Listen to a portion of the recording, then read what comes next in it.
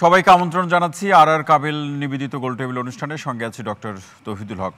দর্শক, বাংলাদেশের বিচার সংস্কার নির্বাচনের প্রেক্ষাপটে যে ঐক্যমত্য কমিশনের সাথে রাজনৈতিক দলগুলোর যে আলাপটি হচ্ছে তার সূত্র ধরে নির্বাচনী সংস্কারের প্রসঙ্গ ধরে পিআর পদ্ধতিতে নির্বাচনের যে আলাপটি উঠেছে সেটি নিয়ে রাজনৈতিক দলগুলোর ভিন্ন ভিন্ন মতামত রয়েছে।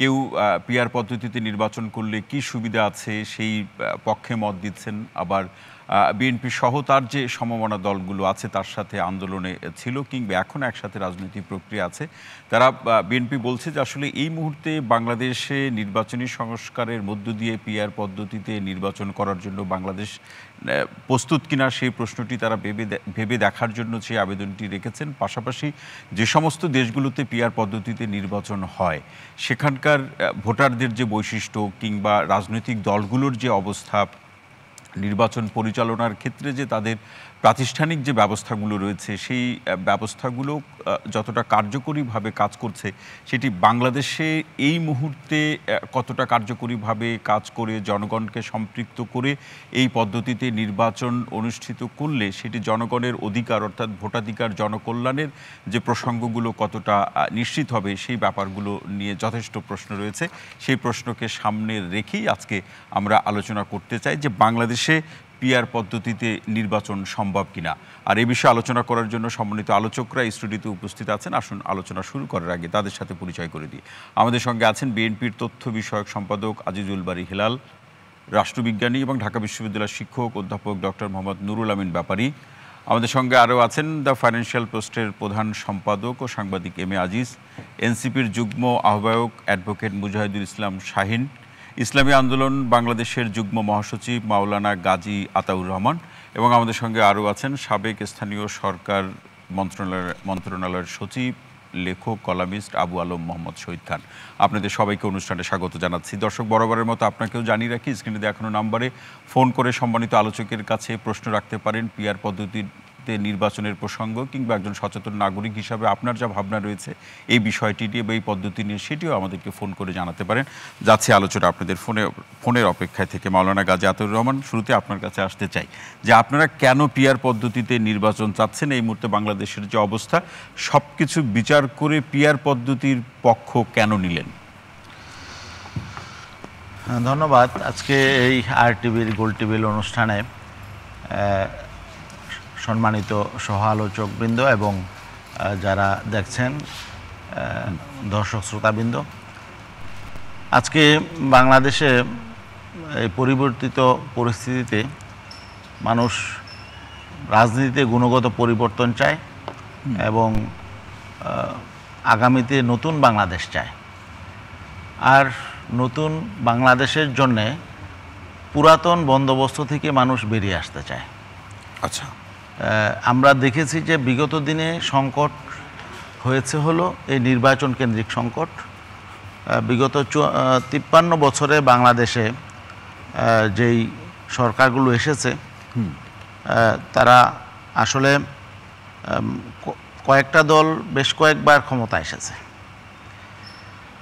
তো সেখানে জনগণের প্রত্যাশা তারা পূরণ করতে পারে নাই এবং তারা নিজেরাও নিজেদের অঙ্গীকার পূরণ করতে পারে নাই। তো এখানে সংকটের মূলে আমাদেরকে যেতে হবে যে কেন এগুলো হলো। আসলে মূলত যারা সরকার গঠন করেছে এবং বিশেষ করে সংসদীয় পদ্ধতিতে যখন আমরা উত্তরণ আমাদের হলো 1991 সালের পরে, পার্লামেন্টে যারা গেল আমরা দেখলাম যে এরা আসলে সত্যিকার অর্থে রাজনীতিবিদ না, এবং রাজনীতিবিদ থাকলেও তাদের সংখ্যাও কম, এবং তাদের বিভিন্ন দিক থেকে আসলে আইন পরিষদে থাকার জন্যে যে কোয়ালিটি থাকা দরকার, রাষ্ট্রের জন্যে, জাতির জন্যে আইন প্রণয়নের যে মেধা থাকা দরকার, যে শিক্ষা থাকা দরকার, এগুলো আসলে পার্লামেন্ট মেম্বারদের আসলে ছিল না। যে কারণে আসলে আমাদের সেই জায়গাতে একটা হোঁচট খেতে হয়েছে। হ্যাঁ, এবং এই জন্য আমাদের বিভিন্ন জাতীয় সংকটে দেখা গেল পার্লামেন্ট সমাধান করতে পারে নাই, কিন্তু রাজপথে এসেছে এবং রাজপথে সহিংসতা বেড়েছে, সংঘাত হয়েছে। পার্লামেন্টে বসে তারা আসলে এগুলো সমাধান করতে পারে না। কিন্তু আতাউর রহমান ভাই, এই মুহূর্তে বাংলাদেশের যে রাজনৈতিক বাস্তবতা বা নির্বাচন পরিচালনা করার ক্ষেত্রে নির্বাচন কমিশনের যে সক্ষমতা কিংবা যে অবস্থায় আছে, আস্থা অনাস্থা সবকিছু মিলে বলছি, সেটি প্রস্তুত কিনা? বাংলাদেশ এই মুহূর্তে পিআর পদ্ধতিতে নির্বাচনের জন্য প্রস্তুত কিনা? না, প্রস্তুত করতে হবে। যদি প্রস্তুত না হয় তাহলে আপনার প্রস্তুত করতে হবে যাদের দায়িত্ব আছে, জনগণ, আমরা রাজনৈতিক দলগুলো যাদেরকে রাষ্ট্র সঠিক পথে আনার জন্য যাদেরকে আমরা দায়িত্ব দিয়েছি, তাদের দায়িত্ব হলো কিভাবে রাষ্ট্রটা সঠিক পথে সামনে পরিচালিত হবে।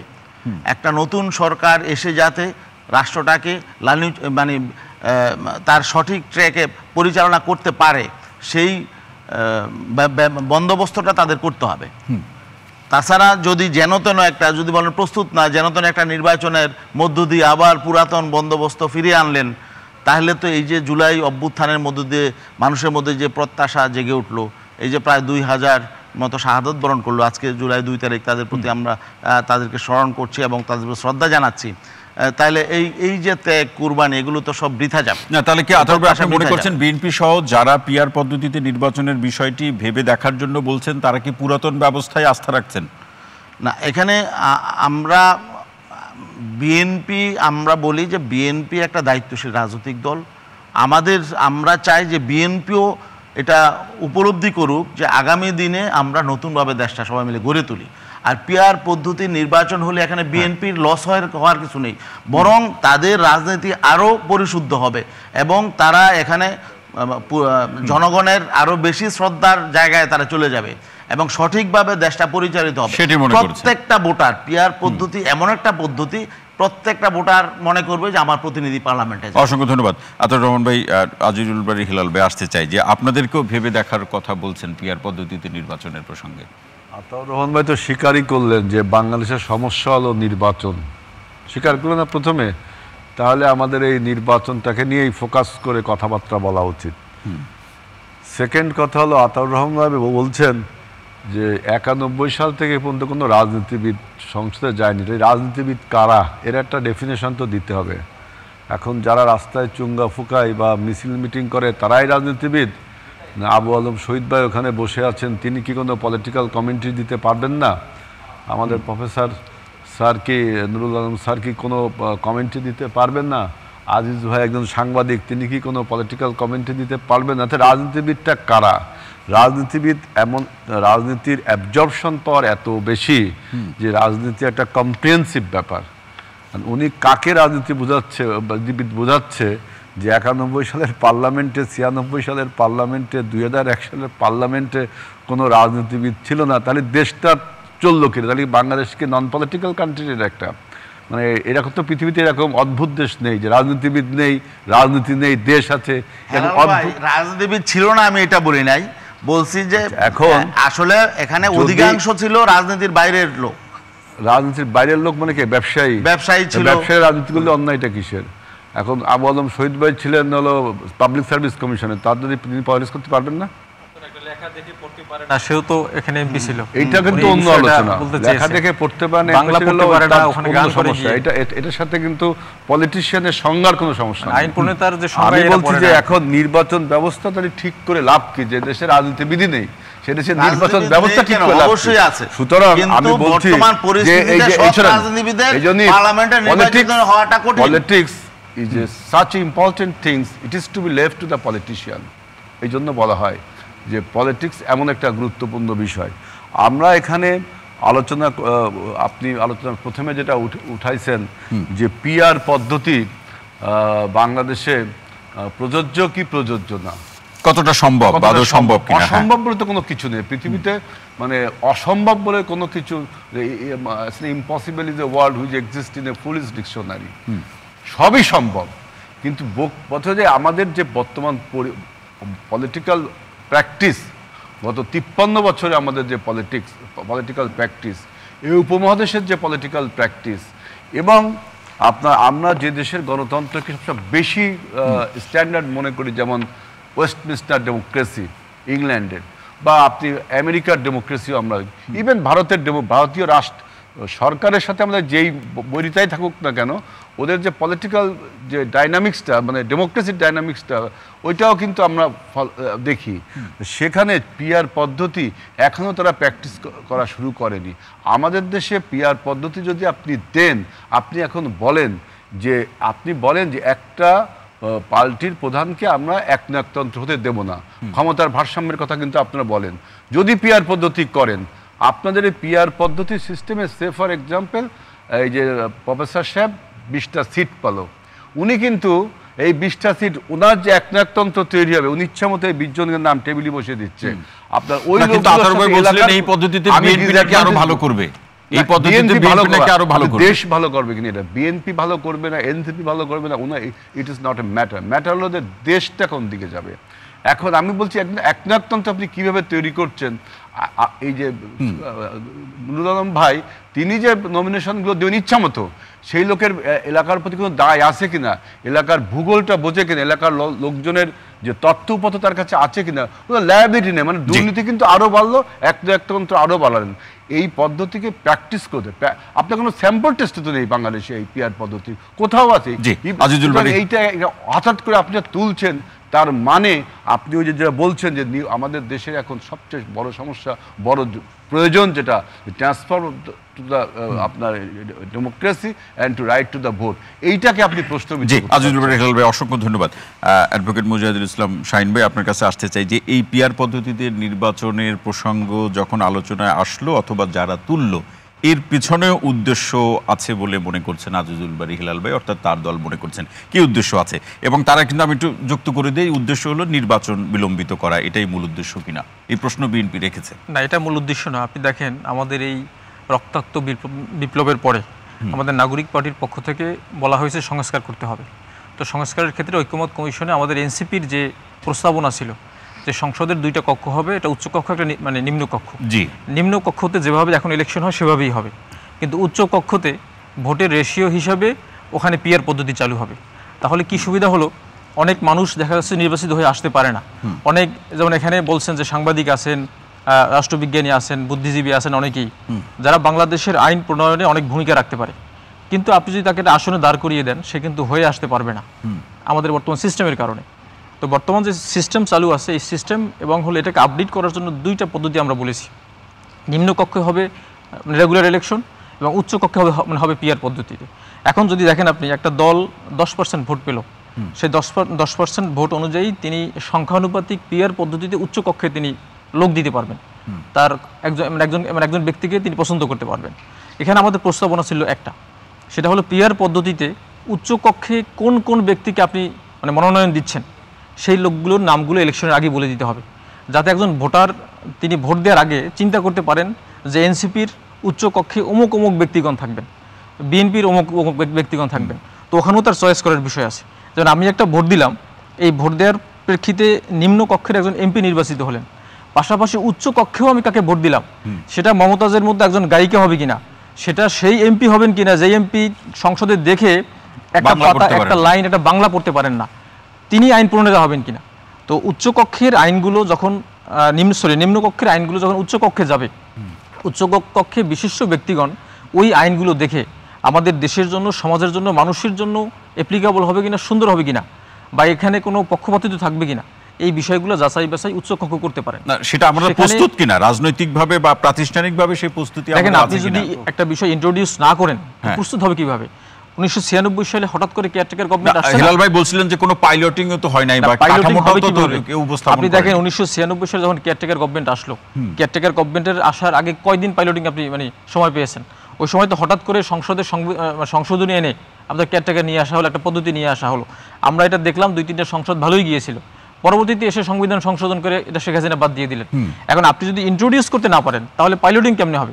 আপনি কোথায় পাইলটিং করবেন? সংসদ ইলেকশনে এখানে তো পাইলটিং করতে হবে।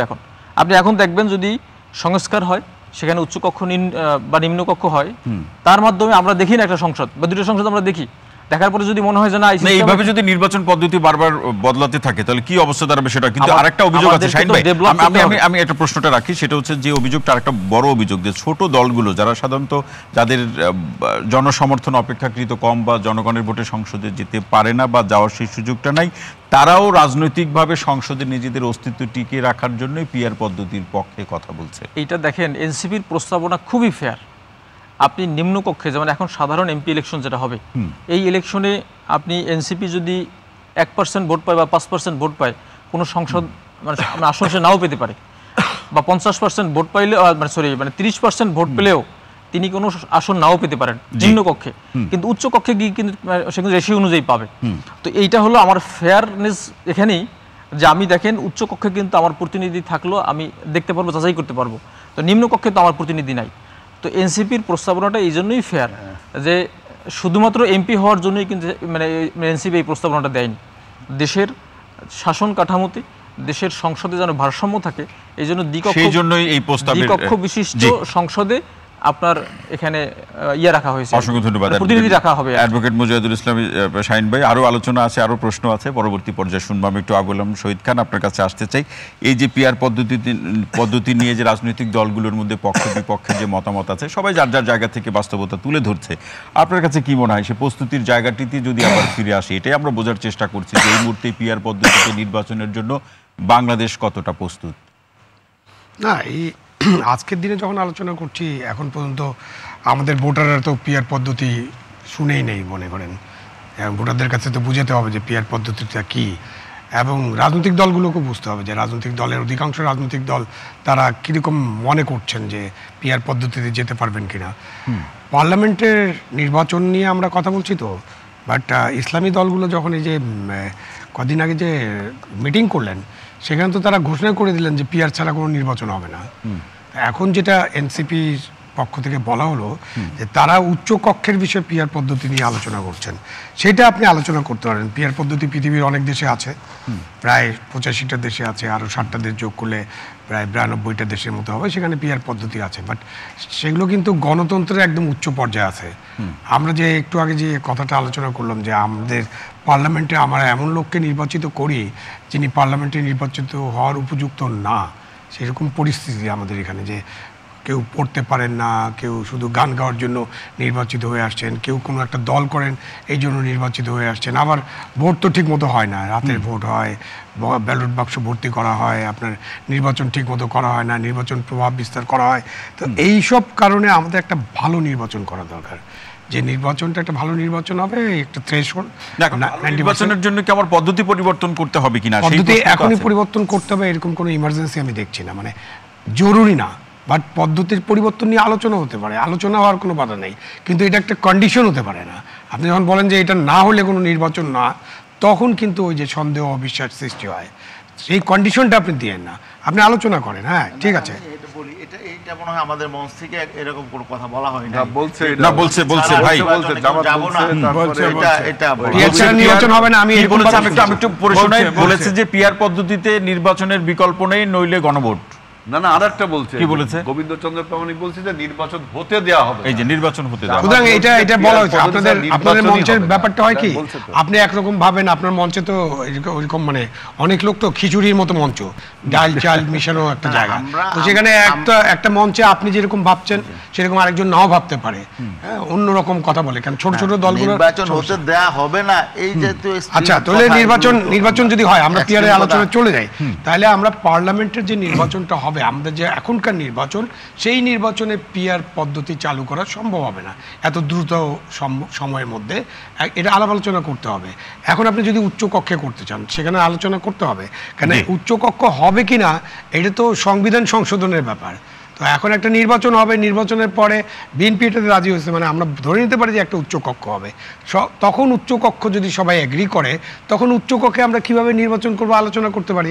ধরেন 100 সিট যদি উচ্চ কক্ষে থাকে, 50 সিট একটা পিআরের মাধ্যমে আসলো, বাকি 50টা বিভিন্ন পেশাজীবী থেকে আসবে, সেটা তো আলাপ আলোচনা করে ঠিক করতে হবে। একটা অংশের জন্য এখানে আপনি একটা কন্ডিশন দিতে পারেন, একটা কন্ডিশন দিতে পারেন না। জি, আবুল আলম শহীদ খান, অসংখ্য ধন্যবাদ। এম আজিজ ভাই আসতে চাই। আসলে ঐক্যমত্য কমিশন যখন নির্বাচন এবং নির্বাচন সংস্কারের প্রশ্নগুলো নিয়ে রাজনৈতিক দলগুলোর সাথে কয়েক দফা আলোচনা করে একটা উপসংহারে বা একটা সমাপ্তির দিকে পৌঁছানোর চেষ্টা করছে, তখন এই যে পিআর পদ্ধতি নিয়ে যে বিতর্ক, সেই বিতর্কের সূত্র ধরে যে প্রশ্নটি উঠেছে, এটি কি আসলে আমাদের দেশের রাজনৈতিক দলগুলোর চিন্তাপ্রসূত কোনো ভাবনা বা ধারণা, নাকি বাইরে থেকে কেউ চাপিয়ে দিল?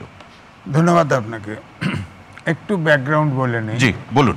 প্রথমে আপনার এই সংস্কার কমিশন থেকে প্রত্যেকটা দলকে প্রশ্নপত্র দেওয়া হয় এবং স্প্রেডশিট পূরণ করে সব দল দেয়। সেখানে এই পিআর পদ্ধতি সংস্কারের এজেন্ডায় ছিল না, পরে এটা আলোচনায় আসে। 1 নম্বর কথা হচ্ছে, আমি প্রথমে বলতে চাই এটা সংস্কারের এজেন্ডাভুক্ত ইস্যু নয়, কিন্তু এখন আসছে। এটা কেন আসছে আমি বলছি। দেখেন, এই পিআর পদ্ধতি যে দেশে গণতন্ত্র, উচ্চমানের গণতন্ত্র আছে, সেখানে পিআর পদ্ধতি চালু করা যেতে পারে। অনেক দেশে আছে যেখানে গণতন্ত্র ফাংশন করে না, রাজনৈতিক দলটা একটা নিরপেক্ষ নির্বাচন পর্যন্ত করতে পারে না। এখনো তো আলোচনা হয়েছে যে তত্ত্বাবধায়ক সরকার চাই, সেখানে পিআর পদ্ধতি কার্যকরী হবে না, কারণ হর্স ট্রেডিং হবে। আপনি ছোট ছোট দলকে নিবেন, পিআর পদ্ধতি নিয়ে কেনাবেচা হবে। দ্বিতীয় আসেন সরকার। ধরেন কথার কথায় যে সরকার গঠন করবে সে 45% ভোট পেল, পিআর পদ্ধতিতে বাকি 55% এই সব দল পেল, তো তারা তো সবসময় সরকারের পতন ঘটায় দিবে, সরকার তো ফাংশন করতে পারবে না, তারা তো সব একজোট বাঁধবে। এখন প্রশ্ন হচ্ছে, ঐক্যমত্য কমিশন মিটিং হচ্ছিল এবং এটা চলমান ছিল এবং এটা আগাচ্ছিল, অনেক হার্ড ইস্যুগুলো কিন্তু সমাধান খুঁজে পেয়ে গেছিল। হঠাৎ করে আপনি ঐক্যমত্য কমিশনের বৈঠক ব্রেক করে রাস্তায় চলে গেলেন। রাস্তায় গেলেন কার? প্রথমে ডাক দিল ইসলামিক আন্দোলন বাংলাদেশ। ইসলামিক আন্দোলন বাংলাদেশ এরা কিন্তু ফেসিবাদী সরকারের সাথে সব নির্বাচন করেছে এবং তারা বলেছে এটা ঠিক না, আপনার তথ্য ঠিক না। আপনি ফেসিবাদী আপনারা বরিশালে পিঠা খাওয়ার পরে স্থানীয় নির্বাচন তর্ক করেন না, আমাকে সব নির্বাচন বলেন কেন? আপনি একজন সাংবাদিক মানুষ, আপনার কাছে তথ্য নাই? তথ্য আছে তো, আমাকে বলতে দেন না। আপনারা পিঠা খাইছেন, তারপর ফেসিবাদী সরকারের সাথে নির্বাচন করছেন, তখন এটা আপনি দেখান। সবগুলো নির্বাচনে অংশগ্রহণ করছেন, তাই বলেন নাই। বলছেন আমরা এবং জাতীয় পার্টি আওয়ামী লীগের সাথে সব নির্বাচনে থাকবে। কোথায় আছে সব নির্বাচন? আমার কাছে ছবি আছে। আমরা 14 নির্বাচনে যাই না, শেখ হাসিনার সাথে বসা 24 নির্বাচনে যাই না, আমার কাছে ছবি আছে। এটা কই না, আমার কাছে ছবি আছে। জাতীয় পার্টিও যা, ইসলামিক আন্দোলনও তাই। জাতীয় পার্টি অবজেকশন। আপনি তথ্য ছাড়া কথা বলবেন না। আমি বলছি আমরা এই ঠিক আছে, আপনি ঠিক আছে, ঠিক আছে, আপনারা শেষ করে বলেন। ঠিক আছে, আমার কথা বলতে আপনি বলে আপনি বলেন, আপনি লিখে রাখেন। ইসলামিক ঐক্য জোট ইলেকশন ছিল না, হাত পাকা নিয়ে ইলেকশন ছিল না, আপনারা ভাই লিখে রাখেন। আতর ভাই শুনে আসি, আপনি লিখে রাখেন, আপনার বক্তব্য বা এগুলো আমরা শুনবো। আজিজ ভাই বলুন। বিষয়টা হচ্ছে যেহেতু এজেন্ডাভুক্ত ছিল না, হঠাৎ করে যায় ঐক্যমত কমিশন থেকে গিয়া রাস্তায় গিয়া বলে দিল যে আনুপাতিক নির্বাচন। কেউ কেউ আবার বক্তা বলেছে যে স্থানীয় সরকার নির্বাচন আগে। এগুলো কিন্তু এজেন্ডাভুক্ত ছিল না, এটা নিয়ে আলটিমেটাম দিয়ে দেওয়া হলো। কেউ বলল নির্বাচনে যাব না, এটা না হলে ইলেকশনে যাব না। আলোচনাটা ব্রেক করা হলো কেন? এখন তো একটা অস্বস্তি তৈরি হলো। ধরেন 31 দফা যেটা সাবমিট করা হয়েছে, এটা তো বিএনপির দফা না, অনেকগুলো তাদের সমমনা সব দলের সাথে আলোচনা করে 31 দফা সাবমিট করেছে। এটা ওই দলগুলো তো ধরেন বিএনপির সাথেও যারা আছে তারা একটা 31 দফা দিয়েছে, আর রাস্তায় চলে গেছে যারা আন্দোলন করতে গিয়া। তাহলে এই যে এই সরকারটা যে সব দলের, শুধু ফ্যাসিস্ট সরকার বাদে সব দলের সমর্থনের সরকার, দুটো ভাগ করে দিল না? জি আজিজ ভাই অসংখ্য ধন্যবাদ। এই ভাগাভাগির প্রশ্নে কিভাবে সমাধান আসতে পারে সেই প্রসঙ্গটি আমরা আরো আলোচনা শুনবো। অধ্যাপক ডক্টর নুরুল আমিন ব্যাপারী স্যার, আপনার কাছে আসতে চাই। আপনার কাছে সর্বশেষে আসার কারণ কি? সম্মানিত আলোচকের আলোচনা আমরা শুনলাম, আপনিও শুনলেন। আপনার কাছে প্রশ্ন হলো যে বাংলাদেশের যে বর্তমান রাজনৈতিক অবস্থা, নির্বাচন করার জন্য আমাদের যে প্রাতিষ্ঠানিক সক্ষমতা, এই শব্দগুলো বারবারই বলতে হচ্ছে কারণ এর সাথে সম্পর্কিত। এর মধ্যে দিয়ে রাষ্ট্রবিজ্ঞান কি বলে, অন্যান্য দেশের অভিজ্ঞতা এবং তার প্রেক্ষাপটে বাংলাদেশের বাস্তবতা? থ্যাংক ইউ সো মাচ, আপনাকে অনেক ধন্যবাদ।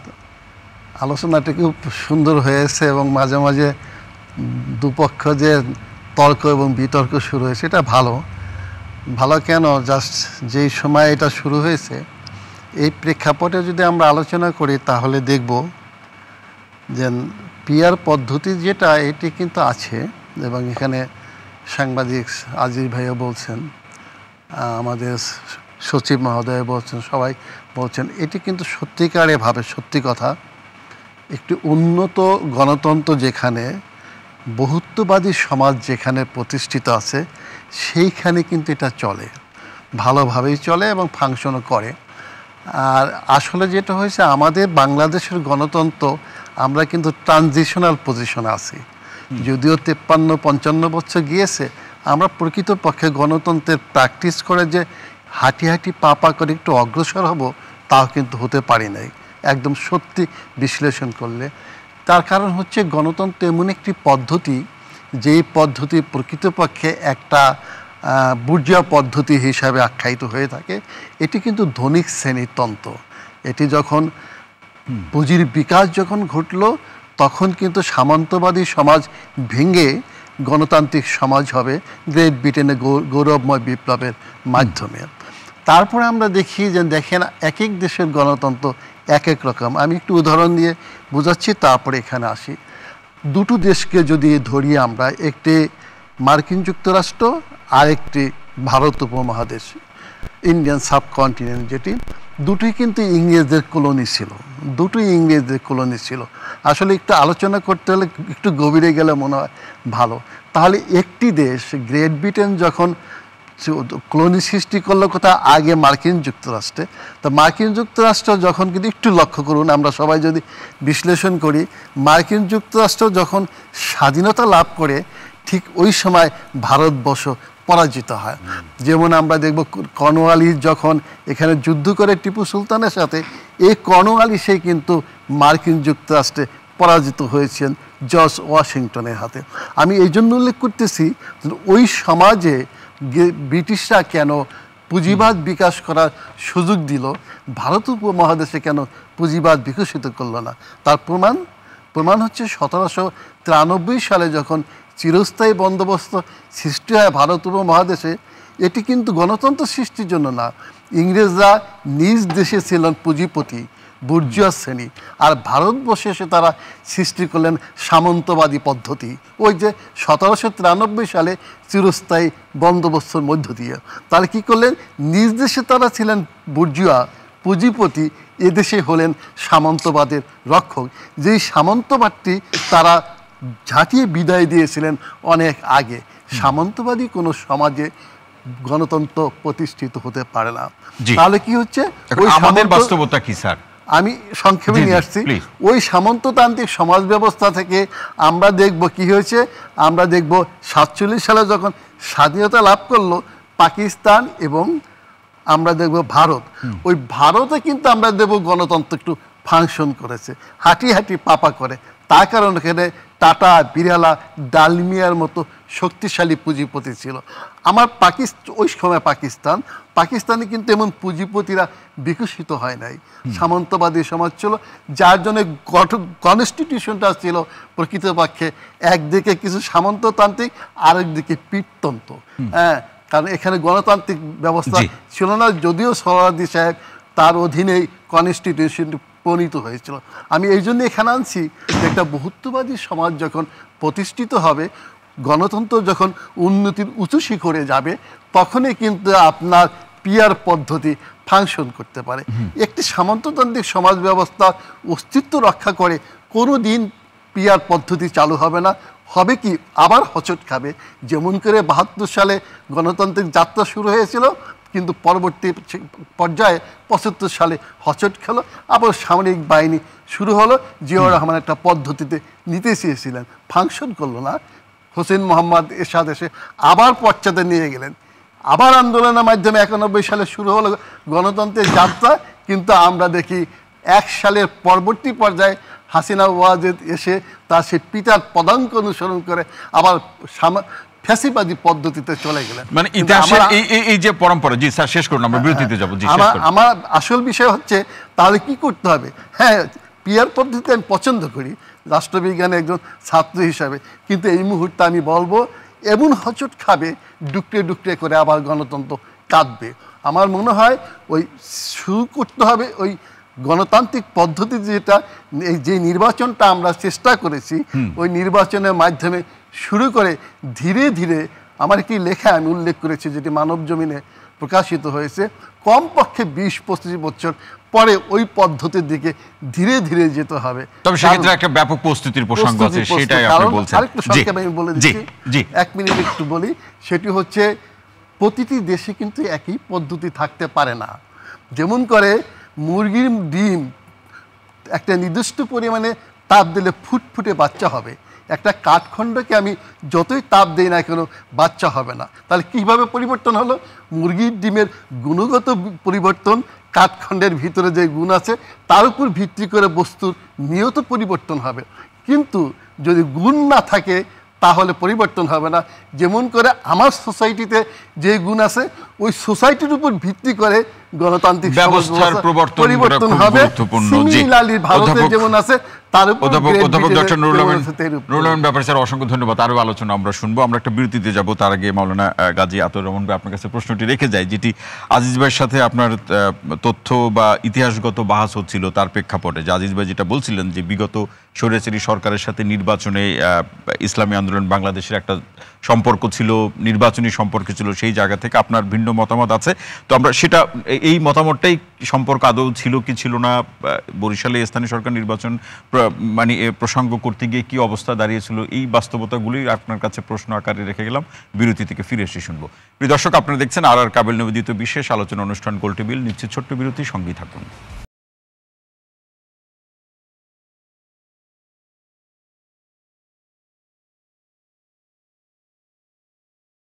প্রিয় দর্শক, বিরতির পর আরও একবার স্বাগত জানাচ্ছি আর কাবিল নিবেদিত বিশেষ আলোচনা অনুষ্ঠান গোলটেবিলের। সঙ্গে আছে ডক্টর তৌহিদুল হক। যে বিষয়টি নিয়ে আজকে আলোচনা, বাংলাদেশে পিআর পদ্ধতিতে নির্বাচন সম্ভব কিনা। আতর রহমান ভাই যে প্রশ্নটি রেখে যাওয়া, যে আসলে বিগত ফ্যাসিস্ট সরকারের সাথে আপনারা নির্বাচনের ঐক্যে ছিলেন, নির্বাচন করেছেন, শুধু বরিশালে সিটি কর্পোরেশন নির্বাচন করতে গিয়েই গন্ডগোল, সেখান থেকে বেরিয়ে আসলেন। আজিজ ভাই বলছিলেন, আপনি তার প্রেক্ষাপটে আপনার বক্তব্য আছে, শুনতে চাই সেটি। আসলে অত্যন্ত দুঃখজনক বিষয় যে আজিজ ভাই একজন সিনিয়র সাংবাদিক, জি, তার কাছ থেকে এমন বিভ্রান্তিকর তথ্য আমরা আশা করি নাই। এটা অত্যন্ত আমরা ব্যথিত হয়েছি। এখানে বাস্তবতা হলে আমি বলবো ইসলামী আন্দোলন বাংলাদেশ সম্পর্কে আজিজ ভাইকে সম্মান করি। ইসলামী আন্দোলন ইসলামী আন্দোলন বাংলাদেশ সম্পর্কে ইসলামী আন্দোলন পিঠা খাওয়ার পরে উল্টে গেছে। ইসলামী আন্দোলন বলি আমি বলছি আমাকে বলতে দেন। ইসলামী আন্দোলন বাংলাদেশ সম্পর্কে আমি বলবো আজিজ ভাইকে আরো খোঁজ খবর নেওয়ার জন্য, একটু জানাশোনা করার জন্য, তাতে আমরা আশা করি ওনার কাছে সঠিক তথ্য পাবো। আমরা 2014 সালের নির্বাচনে যাই নাই, বিরোধী দল যায় নাই, আমরাও যাই নাই, জাতীয় পার্টি গেছে, আওয়ামী লীগের সাথে যারা ছিল তারা গেছে। 2018 নির্বাচনে সবাই গেছে, আমরাও গেছি। তবে এখানে আমাদের যাওয়ার একটা পার্থক্য আছে। 2018 নির্বাচনের আগে শেখ হাসিনা তিনি বলছিলেন, আমাকে বিশ্বাস করেন, আমি বঙ্গবন্ধু কন্যা, আমি ভালো একটা নির্বাচন দিব, আপনারা আসেন। সবাই গণভবনে গেছে, তাকে বিশ্বাস করা যায়? হ্যাঁ, আমি বলি। এবং বিএনপির নেতৃবৃন্দ গেছে, ফখরুল সাহেব গেছে, সবাই গেছে। একমাত্র রাজনৈতিক দল ইসলামী আন্দোলন বাংলাদেশ। আমরা বলছি যে না, নির্বাচন দেওয়ার জন্য আপনার সাথে বসবো কেন? ভালো নির্বাচন দিলে নির্বাচন কমিশন দিবে, আপনার সাথে বসবো না। একমাত্র ইসলামী আন্দোলন বাংলাদেশ 18 নির্বাচনের আগে গণভবনে হাসিনার সাথে বসে নাই, অথচ 18 নির্বাচনে সবাই গেছে। আমরা সেই নির্বাচনে গেছে যেহেতু সবাই, আমরা বর্জন করি না। আপনাদের বিরুদ্ধে অভিযোগটা কেন আসলো? অভিযোগটা হইলো ওনাদের মতো সাংবাদিকরা যদি আমাদেরকে দেখতে পারেন আমরা দাড়ি টুপি আছে এবং ইসলামের কথা বলি, এটা হয়তো ওনাদের খারাপ লাগতে পারে, এই জন্য হয়তো তথ্য ছাড়া এরকম উদ্ভট কথাবার্তা বলে, তাই না? আমি চ্যালেঞ্জ করতে পারি যে ইসলামী আন্দোলন বাংলাদেশের সাথে যদি কোনো এরকম কোনো নির্বাচন আঘাত করেছি বা কোনো আঘাত প্রমাণ করতে পারে, আমরা বরিশাল সিটি কর্পোরেশন আমি বলি, আমি এটাই বলছি, আহত হলেন, স্থানীয় নির্বাচন বিএনপিও তো করছে। আজকে ইশরাক কেন মেয়রের জন্য এখানে আন্দোলন করছে? আজকে শাহাদাত চট্টগ্রাম কেন মেয়রে বসলো? তারা কি নির্বাচনে যায় নাই? এটা স্থানীয় নির্বাচন, লোকাল গভর্নমেন্টের নির্বাচন। এবং হেলাল ভাইদের দল বিএনপি 2022 সালের 10 ডিসেম্বর পর্যন্ত পার্লামেন্টে ছিল। আমরা তো সেই সকলে সেই পার্লামেন্ট নির্বাচন ফলাফল বয়কট করছি, বর্জন করছি। কিন্তু তারপরে তো তারা পার্লামেন্ট 2022-এর 10ই ডিসেম্বরে তারা ঘোষণা দিয়ে পার্লামেন্ট থেকে বের হয়েছে। এখন কি আপনারা বলবেন যে বিএনপি স্বৈরাচারের দোষর বা ফেসিবাদের দোষর? আমরা তো আন্দোলন করেছি তাদের বিরুদ্ধে, এবং এই জুলাই এবং আগস্টের অভ্যুত্থানে আমরা সক্রিয়ভাবে মাঠে ছিলাম। এখন এই পিআর পদ্ধতি নিয়ে আবার আন্দোলনের দিকে গেলেন কেন? এখন আজিজ ভাই এটাও একটা বিভ্রান্তিকর। উনি বলছে যে ঐক্যমত্য কমিশন সংলাপ চলছে, এটা বাদ দিয়ে নাকি আমরা রাস্তায় নামছি আন্দোলনে, ওটা বাদ না। আজকেও সংলাপে আমরা ছিলাম। আপনারা তো কয়েকদিন আগে 28 তারিখে সম্মেলন করলেন, একটা সমাবেশ করছি, এটা পূর্ব ঘোষিত। বিএনপি আন্দোলন করে নাই। উনি যদি বলে যে আমরা আন্দোলনে নামছি, বিএনপি তো ঢাকা বিশাল সমাবেশ করছে এবং সেখানে তো আলটিমেটাম দিছে যে ডিসেম্বরের মধ্যে অবশ্যই নির্বাচন দিতে হবে, তারা ঘোষণা দিয়ে দিছে। তাহলে আন্দোলন মানে কি? আমরা কি রাজপথে থাকবো না? আমাদের কর্মসূচি কি থাকবে না? এটা কি আন্দোলন? আমরা কি কোনো কর্মসূচি দিচ্ছি ওখান থেকে যে পিআরের দাবিতে আমরা দেশব্যাপী এই কর্মসূচি দিলাম? সেটা তো না। একটা রাজনৈতিক আমার ভিন্নমত থাকতেই পারে, ভিন্নমত আপনার সাংবাদিক হিসেবে আপনিই বরদাস্ত করেন না, তাহলে রাজনৈতিক দলগুলো এটাকে কিভাবে টলার করবে? সাংবাদিক হিসেবে তো তাদের কিন্তু আজিজ ভাইয়ের মতো সিনিয়র সাংবাদিকদের ভিন্নমতের প্রতি শ্রদ্ধা বেশি জানানো উচিত। এই কালচার আমাদেরকে গড়ে তুলতে হবে। আমরা যদি উস্কানি দিয়ে দেই সাংবাদিকরা, তাহলে রাজনৈতিক দলগুলো কি করবে? না, তিনি তো আপনাদের দলের আজিজ ভাই তো তাহলে আরো আজিজ ভাই তো ইসলামী আন্দোলন বাংলাদেশের যে অতীত যে রাজনৈতিক প্রেক্ষাপট সেই কথাই তিনি বলছিলেন। কিন্তু আপনারা বলুক আজিজ ভাই যে আমরা 14 নির্বাচনে গেছিলাম, 24-এর নির্বাচনে গেছিলাম, বা আমরা পার্লামেন্টে ছিলাম, তখন ধাক্কা খায় যান নাই। বরিশালের সব নির্বাচন লোকাল গভর্নমেন্ট করে আসে বরিশাল নির্বাচন লোকাল গভর্নমেন্টের নির্বাচন গেছে, অন্যান্য রাজনৈতিক দল জামাতে খাওয়ার পরে উল্টা গেছে। লোকাল গভর্নমেন্ট নির্বাচনে গেছি, ঠিকই আছে, এটা তো বিএনপিও গেছে, আমরাও গেছি, জামাতে ইসলামেও গেছে। তারা তাদের মেয়র, এখন চট্টগ্রামের মেয়র কোন নির্বাচন হয়েছে? শাহাদত সাহেব বসছে এবং এখানে ইশরাক সাহেব বসার জন্য আন্দোলন করতেছে, তো তারা নির্বাচন করছে। তারা এখন পিআর পদ্ধতির ব্যাপারে যে তথ্যটা, এখানে বিশ্বের অধিকাংশ গণতান্ত্রিক রাষ্ট্র, 170টা রাষ্ট্রে নির্বাচন হয়, এর মধ্যে 91টা রাষ্ট্রে পিআর আছে। তার মানে প্রায় 54%, 54% রাষ্ট্রে এখানে পিআর আছে। এবং এখানে দেখেন, এখানে তো সবাই আমরা এই ব্যাপারে একমত। এখানে যারা আবু আলম শহীদ ভাই বললেন এবং আজিজ ভাইও বললেন এবং আমাদের স্যারও বললেন যে পদ্ধতিটা ভালো এবং উন্নত গণতান্ত্রিক চর্চা যাদের, কিন্তু আমরা প্রস্তুত কিনা, এবং সবাই বলতেছে এটা ভালো পদ্ধতি, উত্তম পদ্ধতি। এখন ভালো পদ্ধতিটা আমাদের নিতে সমস্যা কোথায়, এই জায়গায় আমরা আলোচনা আছে। প্রস্তুতির জায়গাটা ঠিক করতে হবে। আমাদের যেহেতু একটা সুযোগ তৈরি হয়েছে রাষ্ট্র গঠনের, ভালোবাসা রাষ্ট্র বিনির্মাণের, এবং সকল প্রতিনিধিত্ব, মানুষের যথাযথ প্রতিনিধিত্ব যাতে পার্লামেন্টে থাকে, সুযোগ যখন তৈরি হয়েছে, তাহলে আমরা উন্নত পদ্ধতিটা কেন নিব না? এই জন্য কি আমরা দাবিও করতে পারবো না? আমরা দাবি করেছি, অধিকাংশ রাজনৈতিক দল এই ব্যাপারে দাবি যখন শর্তে পরিণত হয় তখনই তো সন্দেহের জায়গা। আমরা কোনো শর্ত দেই নাই, কন্ডিশন দেই নাই, আমরা আলোচনায় আছি। আমরা ঐক্যমত্য কমিশনে বলেছি, আমরা কিন্তু লিখিত জানি। আর এই পিআর পদ্ধতির দাবিটা আমাদের নতুন না, উনি বলতেছেন নতুন নাকি, আমরা এই দাবি নিয়ে আসছি। 2008 সালে যখন এই ফখরুদ্দিন মঈনুদ্দিনের সরকার, তারা আমাদেরকে ডাকছিল ওই যে উপদেষ্টা পরিষদ, তখন আমরা লিখিতভাবে দিয়েছি যে পিআর পদ্ধতির নির্বাচন চালু করার জন্য সুযোগ হয়েছে। 2008 সালে যদি পিআর পদ্ধতির নির্বাচন হতো, তাহলে পার্লামেন্ট ইনব্যালেন্স হইতো না, আওয়ামী লীগ ফেসিবাদ হইতো না। ওখান থেকে আমরা এই পিআর পদ্ধতি হেলাল ভাই তার আলোচনায় বলছিলেন এই পিআর পদ্ধতিতেও ফেসিবাদ হওয়া সম্ভব, সেটা তো বলছিলেন যে এক ব্যক্তির এখানে সিদ্ধান্ত থাকবে পিআর পদ্ধতিতে কারা সংসদে যাবেন। এটা শুনেন, তাহলে কি হবে? ওই এক নির্বাচনই শেষ। মানুষ তো দেখবে পিআর পদ্ধতি মানে কি, এখানে মেধাবী, যোগ্য এবং রাষ্ট্রের, এখন দেখেন গোপালগঞ্জে, শরীয়তপুরে, মাদারীপুরে কিন্তু হেলাল ভাইদের এমপি সাধারণত হয় না। তারা সরকারে গেল, দেখা যাবে যে এর আগে নির্বাচন হয়েছে না, এর আগে নির্বাচন হয়েছে তো কবে ফরিদপুরে হয়, ফরিদপুরের কথা বলি না আমি, গোপালগঞ্জ বলছি, মাদারীপুর, শরীয়তপুর সাধারণত আর কি হয় না। কিন্তু পিআর পদ্ধতিতে কিন্তু ওই অঞ্চলেও ওনারা এমপি দিতে পারবে। তার মানে আমাদের সংগঠন খুব ভালো, গোটা হ্যাঁ, এইটা পিআর পদ্ধতির এমন একটা যে ক্ষমতায় যাবে, সে প্রত্যেকটা জেলায় সব জায়গায় কিন্তু সেখানে তার এমপি দিতে পারবে, এটার সুযোগ আছে। আর কোন দল, উনি যেটা বলছে যে দলের প্রধান যদি মনে করে আমি শুধু আমার আত্মীয় স্বজনকে বানাবো, ওই নির্বাচন মধ্যে শেষ, পরের নির্বাচনে তার কর্মীরা আবার একটা গণঅভ্যুত্থান লাগবে, ওই নির্বাচনকে কেন্দ্র করে আবার মারামারি শুরু হয়ে যাবে, তার দলই তারা হারিয়ে দিবে, দলই হারিয়ে যাবে।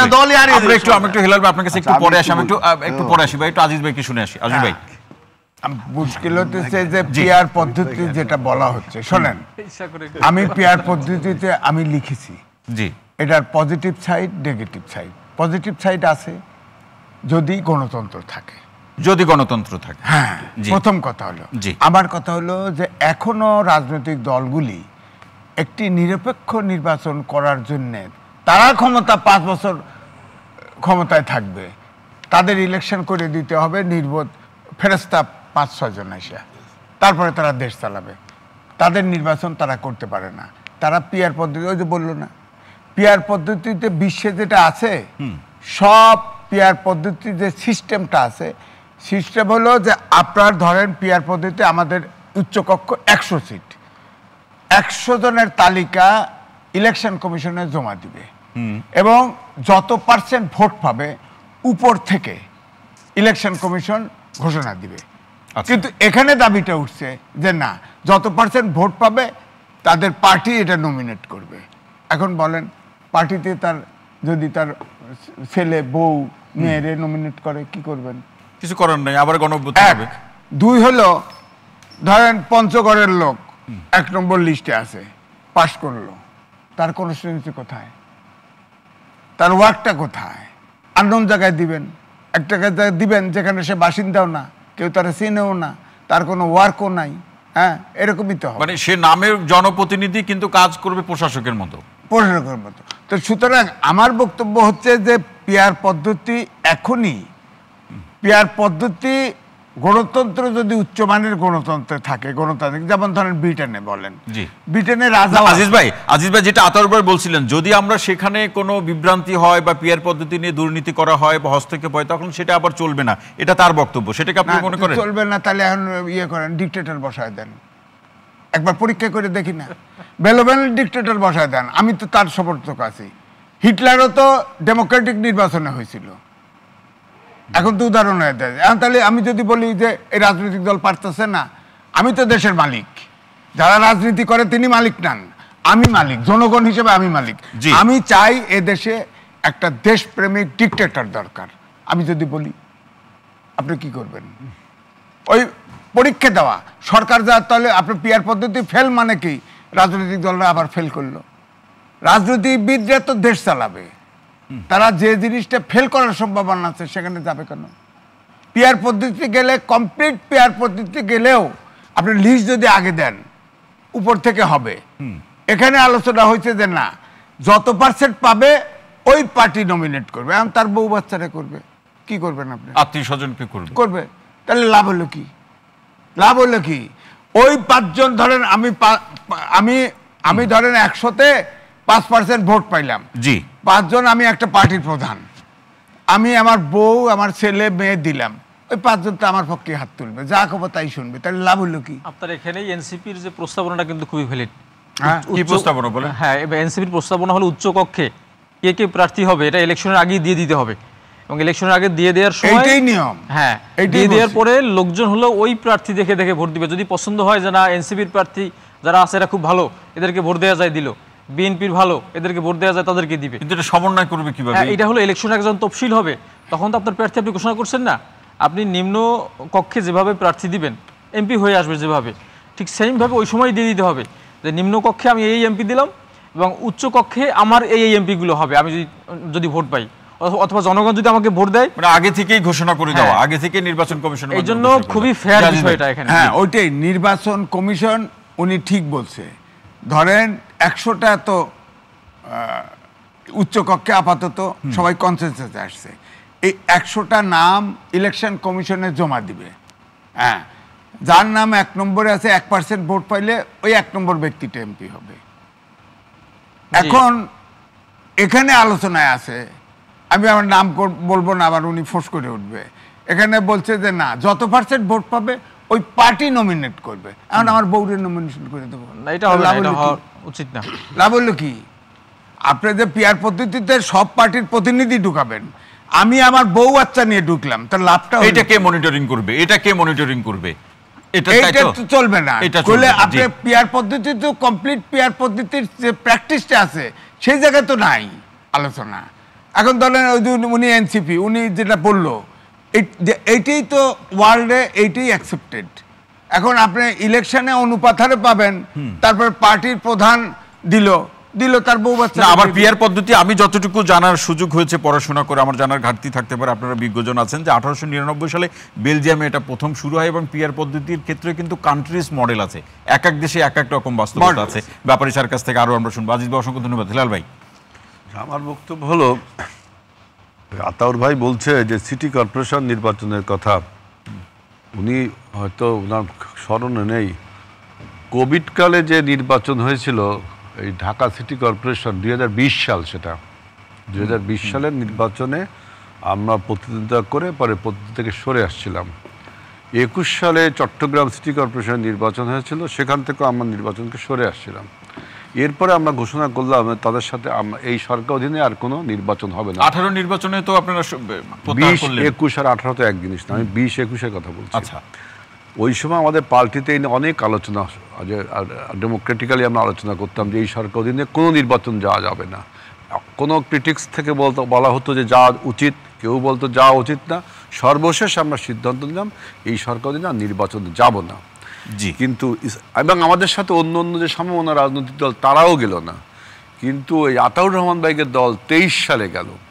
এইটাও ভাই আমি বলি, আপনারা 2022 সালের 10 ডিসেম্বর ঘোষণা দিয়ে বলছেন কোন নির্বাচনে যাবেন না, আমরা এক বছর পরে ঘোষণা দিছি। আমি তা বলছি না, আমরা আলোচনার মাধ্যমে, আমি কথাটা শুনুন আমার, আমরা আলোচনা করে একটা ডেমোক্রেটিক পার্টি দেখুন। আপনাদের পার্টি এখনো ডেমোক্রেটিক হয়ে ওঠেনি, আপনারা তো ন্যাশন ওয়াইড পার্টি না।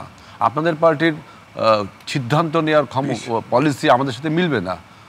আমাদের পার্টি বহুজনের পার্টি, বহুমতের পার্টি। এটা তো কোনো ক্যাডার ভিত্তিক দল না, আপনারা কাইন্ড অফ ক্যাডার ভিত্তিক দল, কারণ এখানে ইসলামিক আদর্শ ছাড়া কেউ রাজনীতি করতে পারবে না, তাই তো? আমাদের দল তো তা না, আমরা তো মানে ওরে কি বলে, একটা গণমুখী দল। আমাদের সাথে আপনারা বললেন যে সময় নষ্ট হবে আমার, শোনেন। আচ্ছা দেখেন না আতাউর ভাই, শোনেন না, 2023 সালে আপনারা নির্বাচনটা গেলেন এবং 23 সাল পর্যন্ত আপনার তার সাথে সখ্যতা করে বিভিন্ন রকম আন্দোলন করেছেন, এইটা বলা হয়েছে। এরপরে আপনারা আমাদের সাথে আসছেন, এই জন্য আপনাদের কংগ্রাচুলেট করি। এখন বক্তব্য হলো যে আর শরীয়তপুর মাদারীপুরের কথা বলছেন না, বাংলাদেশে যখন নিউট্রাল মানে ইলেকশন হতো তখন শরীয়তপুর মাদারীপুরে বিএনপি জিতছে। 1979 সালে আমরা শরীয়তপুরেও জিতছি, মাদারীপুরেও জিতছি।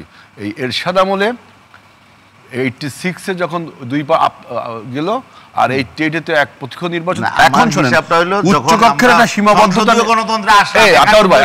আতাউর ভাই, you are creating a noise. আমি বলছি যে উচ্চকক্ষের কিছু সীমাবদ্ধতা নিয়ে তো আমাদের ভাইরা বললেন, যে হর্স ট্রেডিংয়ের কথা বললেন ভাইয়া বেল্লা। আমার একটা বক্তব্য আছে এখানে, যে নিম্নকক্ষের তা কিন্তু রিজার্ভ, ওই যে আপনার শাইনের বক্তব্য অনুযায়ী নিম্নকক্ষে প্রত্যক্ষ ভোটে হচ্ছে, ফার্স্ট পাস্ট পোস্ট এটা হচ্ছে। উচ্চকক্ষে হবে কি না? উচ্চকক্ষে যদি হয় আপনার শহীদ ভাই, তাহলে আপনি চিন্তা করেন, আমাদের দেশে একটা বক্তব্য আছে যে ফ্যাসিবাদ যেন কোনোভাবে আপনার উত্থান বা পুনর্বাসন না হতে পারে। এখন আপনি আওয়ামী লীগের যে সমস্ত নেতাকর্মীরা দোষী বা দোষ ত্রুটি তাদের মামলা ঠামলা করে নির্বাচন থেকে অযোগ্য করলেন এবং আওয়ামী লীগের দলও বাতিল করলেন। সে তো ইলেকশন করতে পারবে না, যেহেতু আমরা একটা নিয়ম করা হয়েছে যে লাস্ট ভার্ডিক্ট না আসা পর্যন্ত, বিচার শেষ না হওয়া পর্যন্ত তাদের কার্যক্রম স্থগিত। এখন যারা আওয়ামী লীগের এই সমস্ত দুর্নীতি সমাজনীতি জড়িত, এরকম অনেক লোক আছে না, জি, তারা যদি একটা দল গঠন করে, তার নাম দিল আম জনতা পার্টি বা খাস জনতা পার্টি নাম দিল, এবং আপনি নৌকা মার্কাও তাকে দিবেন না, সেই মগ মার্কায় দাঁড়ায় গেল। এখন সেই দল কি কিছু ভোট পাবে না? তারা তো আওয়ামী লীগ, তো ইনডাইরেক্টলি তো আওয়ামী লীগ তো তারা। তাহলে আপনি এই যে পিআর পদ্ধতিতে যদি নিম্নকক্ষে নেই, আপনি বাড়িয়ে দিলেন, নিম্নকক্ষে তার দাঁড়ালো, ওই পদ্ধতিতে দাঁড়ালো, আম জনতা পার্টি নামে দাঁড়ালো, কিছু ভোট তো পাবে, পাইলে এইবার কিন্তু তাকে উচ্চকক্ষে স্থান দিতে হবে।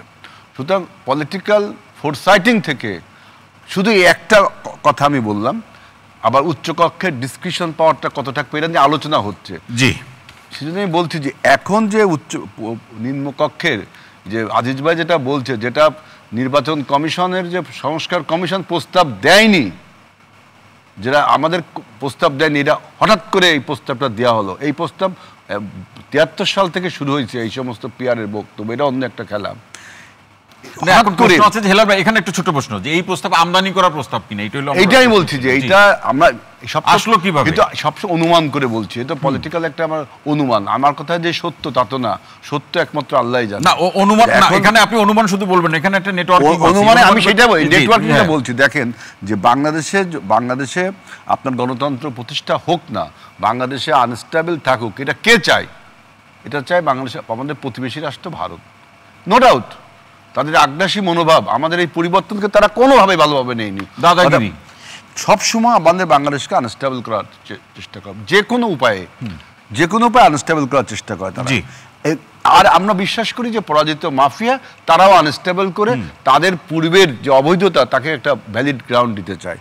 সুতরাং আজকে যারা বাংলাদেশের এই যে একটা পলিটিক্যাল সার্টেনিটি তৈরি হয়েছে ডক্টর ইউনূস এবং তারেক রহমানের বৈঠকের পরে, যে আমরা নির্বাচনের দিকে, গণতন্ত্রের দিকে এগিয়ে যাচ্ছি, তখন যারা এই সমস্ত হঠাৎ করে একটা ন্যারেটিভ তুলছেন, যেটা আজিজ ভাই বললো যে ঐক্যমত কমিশন প্রস্তাব দেয়নি, আপনি তুলে শহীদ ভাই যেটা বললেন যে নির্বাচন হতে দেওয়া হবে না, এটা কিন্তু ওনাদের মিটিংয়ে গোবিন্দচন্দ্র প্রামাণিক বলেছে। আবার জামাতের মিটিংয়ে সন্তোষ শর্মা কালবেলার তিনিও কিছু বক্তব্য দিয়েছেন, এই মুহূর্তে আমি স্মরণ করতে পারছি না, কিন্তু গোবিন্দচন্দ্র প্রামাণিক কিন্তু বলেছে হতে দেওয়া হবে না। একই সাথে জামাতের সেক্রেটারি জেনারেল বলেছে পিআর পদ্ধতি ছাড়া নির্বাচন হবে না। এই যে হতে দেয়া হবে না, আমি একটু বলি, হতে দেয়া হবে না এই কথাটা এবং ভারতের কথাটা, যে বাংলাদেশে গণতন্ত্র প্রতিষ্ঠা করতে দেওয়া হবে না, এক হয়ে যাচ্ছে না। সেজন্য বলছি, কে কার ব্যাগেজ বহন করছেন। বাংলাদেশের পক্ষে সবার আগে যে বাংলাদেশের পক্ষে থাকতে হবে। আপনি একটা ন্যারেটিভ তুলছেন, এই যে নিম্নকক্ষেরটা শাহিন বললো যে রিজর্ভ, নিম্নকক্ষেরটা রিজর্ভ। আমরা দেখেন সংস্কার প্রস্তাবে সবচেয়ে বিএনপি বেশি ঐক্যমত হয়েছে। আপনি দেখেন প্রধানমন্ত্রীর ক্ষমতা আমরা 10 বছর কমিয়ে আনছি না, আমরা 10 বছর কমিয়ে আনছি। আমরা স্থায়ী কমিটিতে 4টা পদ দিয়েছি, আরও বলছি যে যদি আসন বেশি পাই তাও পাবে। অতএব আমরা সংস্কার প্রস্তাবে এই যে লাইভ টেলিকাস্টে আপনারা সবাই দেখেন, সবচেয়ে বিএনপি বেশি সংস্কার প্রস্তাব মেনে নিয়েছে এবং বেশি আন্তরিক। কিন্তু বলা হচ্ছে যে বিএনপির জন্য সংস্কার প্রস্তাব আটকে দিয়েছে। আসলে এই যে আপনারা যারা ন্যাশন ওয়াইড দল হয়ে ওঠেননি, তারা একটা স্পেস তৈরি করতে চাচ্ছে যে তাদের দলটাকে গুছিয়ে, মানে জাতীয় দল হিসেবে পরিণত হয়ে তারপর নির্বাচন করবেন। ততদিন কিন্তু বাংলাদেশ আপনার কাশ্মীরের মতো আর আপনার ওই যে সিকিমের মতো স্যাটেলাইট রাষ্ট্রে পরিণত হবে। এই চিন্তা থেকে আমরা বলছি এবং এই পলিটিক্যাল অভিজ্ঞতা থেকে আমরা বলছি যে আমাদের সবার একটা সুষ্ঠু গ্রহণযোগ্য নির্বাচনের মাধ্যমে আমাদের বাংলাদেশের একটা জনপ্রতিনিধি সরকার। আজিজুল বারী, হিলাল ভাই অসংখ্য ধন্যবাদ। আবুল মোহাম্মদ শহীদ খান আসতে চাই, যেটি হিলাল ভাই যেখানে শেষ করলেন যে পিআর পদ্ধতিতে ফেসিবাদ অর্থাৎ আওয়ামী লীগের ফিরে আসার একটা সম্ভাবনা আছে, এবং সেটাও যদি মানে আমরা যদি আলোচনার প্রেক্ষাপটে উচ্চকক্ষে মানে সত্য হিসাবে ধরে নেই, তাহলে এনসিপি এবং ইসলামী আন্দোলন বাংলাদেশ তারা যে পিআর পদ্ধতির কথা বলছে, সেটাকে আসলে কোনো যোগসূত্র পাওয়া যায়? হিলাল ভাই ভারতের প্রসঙ্গ এনে একটা যোগসূত্র তিনি একটা উত্থাপন করলেন। না, আমি এরকম ষড়যন্ত্র মনে করছি না। এটা তো রাজনৈতিক দল, তাদের অনেক প্রস্তাব থাকতে পারে। যেটা আজিজ ভাই বলতেছেন যে সংস্কারে এই প্রস্তাব ছিল না, হঠাৎ করে নতুন করে কেন আসলো, সেই কারণে তো সন্দেহ অবিশ্বাস সৃষ্টি হতেই পারে যে আপনারা হঠাৎ করে নতুন করে এই প্রস্তাব আনছেন কেন। প্রস্তাবটা আসলে নতুন না, এটা অনেক দিন ধরে আলোচনা হচ্ছে, বাংলাদেশের রাজনীতিতে এটা নিয়ে আলোচনা আছে। যেমন উনি বললেন যে 2008 সালে যখন মিলিটারি ব্যাক গভর্নমেন্ট ছিল তখন ওনারা নাকি এই প্রস্তাব দিয়েছিলেন। সো এটা আলোচনা আছে। তা এখন যদি আমরা পার্লামেন্ট, মানে যেটা আমাদের সংসদ, সেটা যদি আমরা রিজলভ করতে পারি যে সেখানে আমরা পিআর নিয়ে কোনো কথা আপাতত বলছি না, বা ওখানেও তো আমরা চাই মানে ভবিষ্যতে হয়তো 25 বছর পরে, 20 বছর পরে বা 10 বছর পরে যখন জাতি উপযুক্ত হবে বা আমাদের সিস্টেম উপযুক্ত হবে, তখন পিআর সিস্টেম চালু করার ব্যাপারে আবার আলোচনা হবে। এই আলোচনা তো শেষ আলোচনা না, এটা তো আখেরি আলোচনা না। সেই কারণে আমাদের আলোচনা অব্যাহত রাখি আমরা। আর উচ্চকক্ষ যদি আমরা এগ্রি করি যে হ্যাঁ বাংলাদেশে আমরা একটা উচ্চকক্ষ চাই, যেখানে উচ্চকক্ষের নির্বাচনের পদ্ধতিটা নিয়ে যখন আলোচনা করব, তখন আমরা এই আলোচনাগুলো সামনে আনতে পারবো। কারণ আমরা কেন চাই উচ্চকক্ষ, যে এটা বারবার আলোচনা হয়েছে যে বাংলাদেশে অনেকের সহায়তা দরকার। যেমন আপনার কোনো শিক্ষকদের মনে করেন আমরা চাই যে আমাদের একজন ভালো একাডেমিক যারা আছেন 2-3 জন তারা আমাদেরকে সহায়তা করুক উচ্চকক্ষ পার্লামেন্টে, যে ডাইরেক্ট ইলেকশনে হয়তো ওরা পারছে না, এমনকি ডক্টর কামাল হোসেনের মতো লোক তো ডাইরেক্ট ইলেকশনে জিততে পারে না। সো আমরা ভালো একজন আইনবিদ চাই, শিক্ষক চাই, ভালো একজন জার্নালিস্টকে চাই, হ্যাঁ, ভালো একজন গায়িকাকেও চাইতে পারি, তাদেরও রোল থাকতে পারে, একজন খেলোয়াড়ের রোল থাকতে পারে। যেভাবে আওয়ামী আমলে যেভাবে খেলোয়াড়, গায়িকা, নায়িকা এদেরকে নিয়ে যাওয়া হয়েছে ওটা তো আর ভালো কাজ হয়নি, সেটা তো তারাও এখন বিপদে আছে। কিন্তু আমাদের হয়তো উচ্চকক্ষে এটা লাগবে, ভারতে এরকম নেওয়া হয় এবং তারা ভালো রোল প্লে করে। এমনকি সচিন টেন্ডুলকার একবার উচ্চকক্ষে তাকে নির্বাচিত করা হয়েছিল। তো এখন দেখেন যে তখন যদি আমরা একটা পিআর সিস্টেমের কথা বলি যে ঠিক আছে 100 আসন থাকবে বা যাই থাকবে তার 50% আমরা পিআরের মধ্য দিয়ে নির্বাচন করব, এবং সেটা আগে ডিক্লেয়ার করতে হবে। সেটা যদি আগে ডিক্লারেশন থাকে খুব ভালো, তখন কি হবে, তখন যে দল একমত হবে কিনা আপনার কাছে কি মনে না, হয়? যে দলগুলা যতটুকু ভোট পাবে সেটার জন্য আলাদাভাবে ভোটের দরকার নেই, আমরা আলাদা ব্যালটের কিন্তু দরকার নেই। আপনার মার্কা আছে, তো ওনাদের হাত পাকা মার্কা আছে, উনি যদি ধরেন 10% ভোট পেলেন, তাহলে পিআরে যদি আমি 100-র মধ্যে 50টা দেই, তাহলে ওই 50-এর মধ্যে 10% 5টা ওনারা পাবেন, এবং সেটা আগে থেকে ডিক্লেয়ার করতে হবে যে আমরা যদি উচ্চকক্ষে পিআর হয় আমাদের এই এই লোককে আমরা নির্বাচিত করব। সেরকম একটা নির্বাচনে 100টার তালিকা দিয়ে দেন, মানে 50টা তালিকা দিয়ে দেন, তখন কিন্তু এটা নিয়ে আলোচনা করা যেতে পারে, এটা আলোচনা। বাট আপনি যদি এইটাকে একটা শর্ত বলেন, সেইখানে আমাদের মানে নাগরিক হিসেবে আমার প্রবল আপত্তি আছে। এখন শর্ত দেওয়া মানে হচ্ছে যে আপনি এটাকে বাধা দিচ্ছেন যাতে এই ইলেকশনটা ফেব্রুয়ারিতে যে প্রথমার্ধে হওয়ার কথা না হয়, বা জুনের মধ্যে ইলেকশন না হয়, বা একটা আদৌ ইলেকশন না হয়, যেটা আজিজ ভাই একটা ইঙ্গিত করলেন। তো দেশে একটা বেনেভোলেন্ট ডিক্টেটর আমরা খুঁজে আনি, এখন তো লিক ওয়ান তো পাইনি, আমরা তো নেলসন ম্যান্ডেলা পাইনি, সুতরাং আজিজ ভাই ওটা চাইলেই তো ওটা আমি সমর্থন করতে পারবো না। আমার দেশে there is no leak one, আমার দেশে কেউ লিক ওয়ান হয়নি। ডক্টর ইউনূস সাহেব অবশ্যই নোবেল লরেট, ওনার অনেক গুণ আছে, বাট উনি লিক ওয়ান না। ডক্টর ইউনূসের আরও অনেক গুণ আছে, বাট উনি কিন্তু নেলসন ম্যান্ডেলাও না। তো এটা আমাদের খেয়াল রাখতে হবে। লিক ওয়ান আসলেও কিছু হইতে পারতো না, কিছুই করতে পারতো না, কারণ ডক্টর ইউনূস স্যারের মতো লোক আসার পরে আমরা যেভাবে অসহযোগিতা করতেছি, আন্দোলন করতেছি 200-300। অসহযোগিতা কেন বলছেন? রাজনৈতিক দলগুলো তো কিন্তু আমরা রাজনৈতিক দলগুলো খুবই সহযোগিতা করছে। দেখেন রাজনৈতিক দল, অরাজনৈতিক দল, বিভিন্ন অফিস যেভাবে মানে স্ট্রাইক করতেছে, গিয়ে বাসা অবরুদ্ধ করতেছে, তো এর মতো একজন ব্যক্তি লিক ওয়ান বাংলাদেশে কেমনে হবে? বাসা অবরুদ্ধ তো আপনারা করছেন, এনসিপি করছে। বাসা অবরুদ্ধ কিন্তু এনসিপি করছে, আওয়ামী লীগকে ইয়া করার জন্য, নিষিদ্ধ করার জন্য। হওয়ার কোনো সুযোগ না, নেই, আপনি করেছেন, এটা কেউ করতে পারবে না। আপনারা করেছেন, এবং 144 আপনারা ভঙ্গ করেছেন। ডক্টর ইউনূস সাহেব আপনাদেরকে দল করতে বলছে, এগুলো তো আপনি আলোচনা করতে হবে। যেখানে ভালো কাজ করতে পারছেন না, একটা জিনিস আপনি লিক ওয়ান কোথায় পাবেন? না, আমরা দেশের সব মানুষ আসলে ইয়া হয়ে যায়। আমি উনি সেটা না, সেটা আমি বলছি। আর বাংলাদেশে যারা আন্দোলন করছে, অযথা যারা আন্দোলন করে, আপনি সরকার প্রধান, সরকারে আছেন, আপনি এগুলো সহ্য করেন কেন? আপনি মব সহ্য করেন কেন? আপনি মব চলতে দেন কেন? এটা দায়িত্ব কার? হেলাল ভাই বলছে 2020 সালে ইলেকশন থেকে চলে আসছে, ফিরে আসছে। না না না, উনাদের এটা হেলাল সাহেবের দায়িত্ব না। হেলাল শুনেন, হেলাল সাহেবের পার্টির লোকও যদি মবে থাকে, এটা হেলাল সাহেবের দায়িত্ব না, ওনারা দায়িত্ব নেবেন না, কারণ ওই পার্টি তাদের কন্ট্রোলের নাও থাকতে পারে।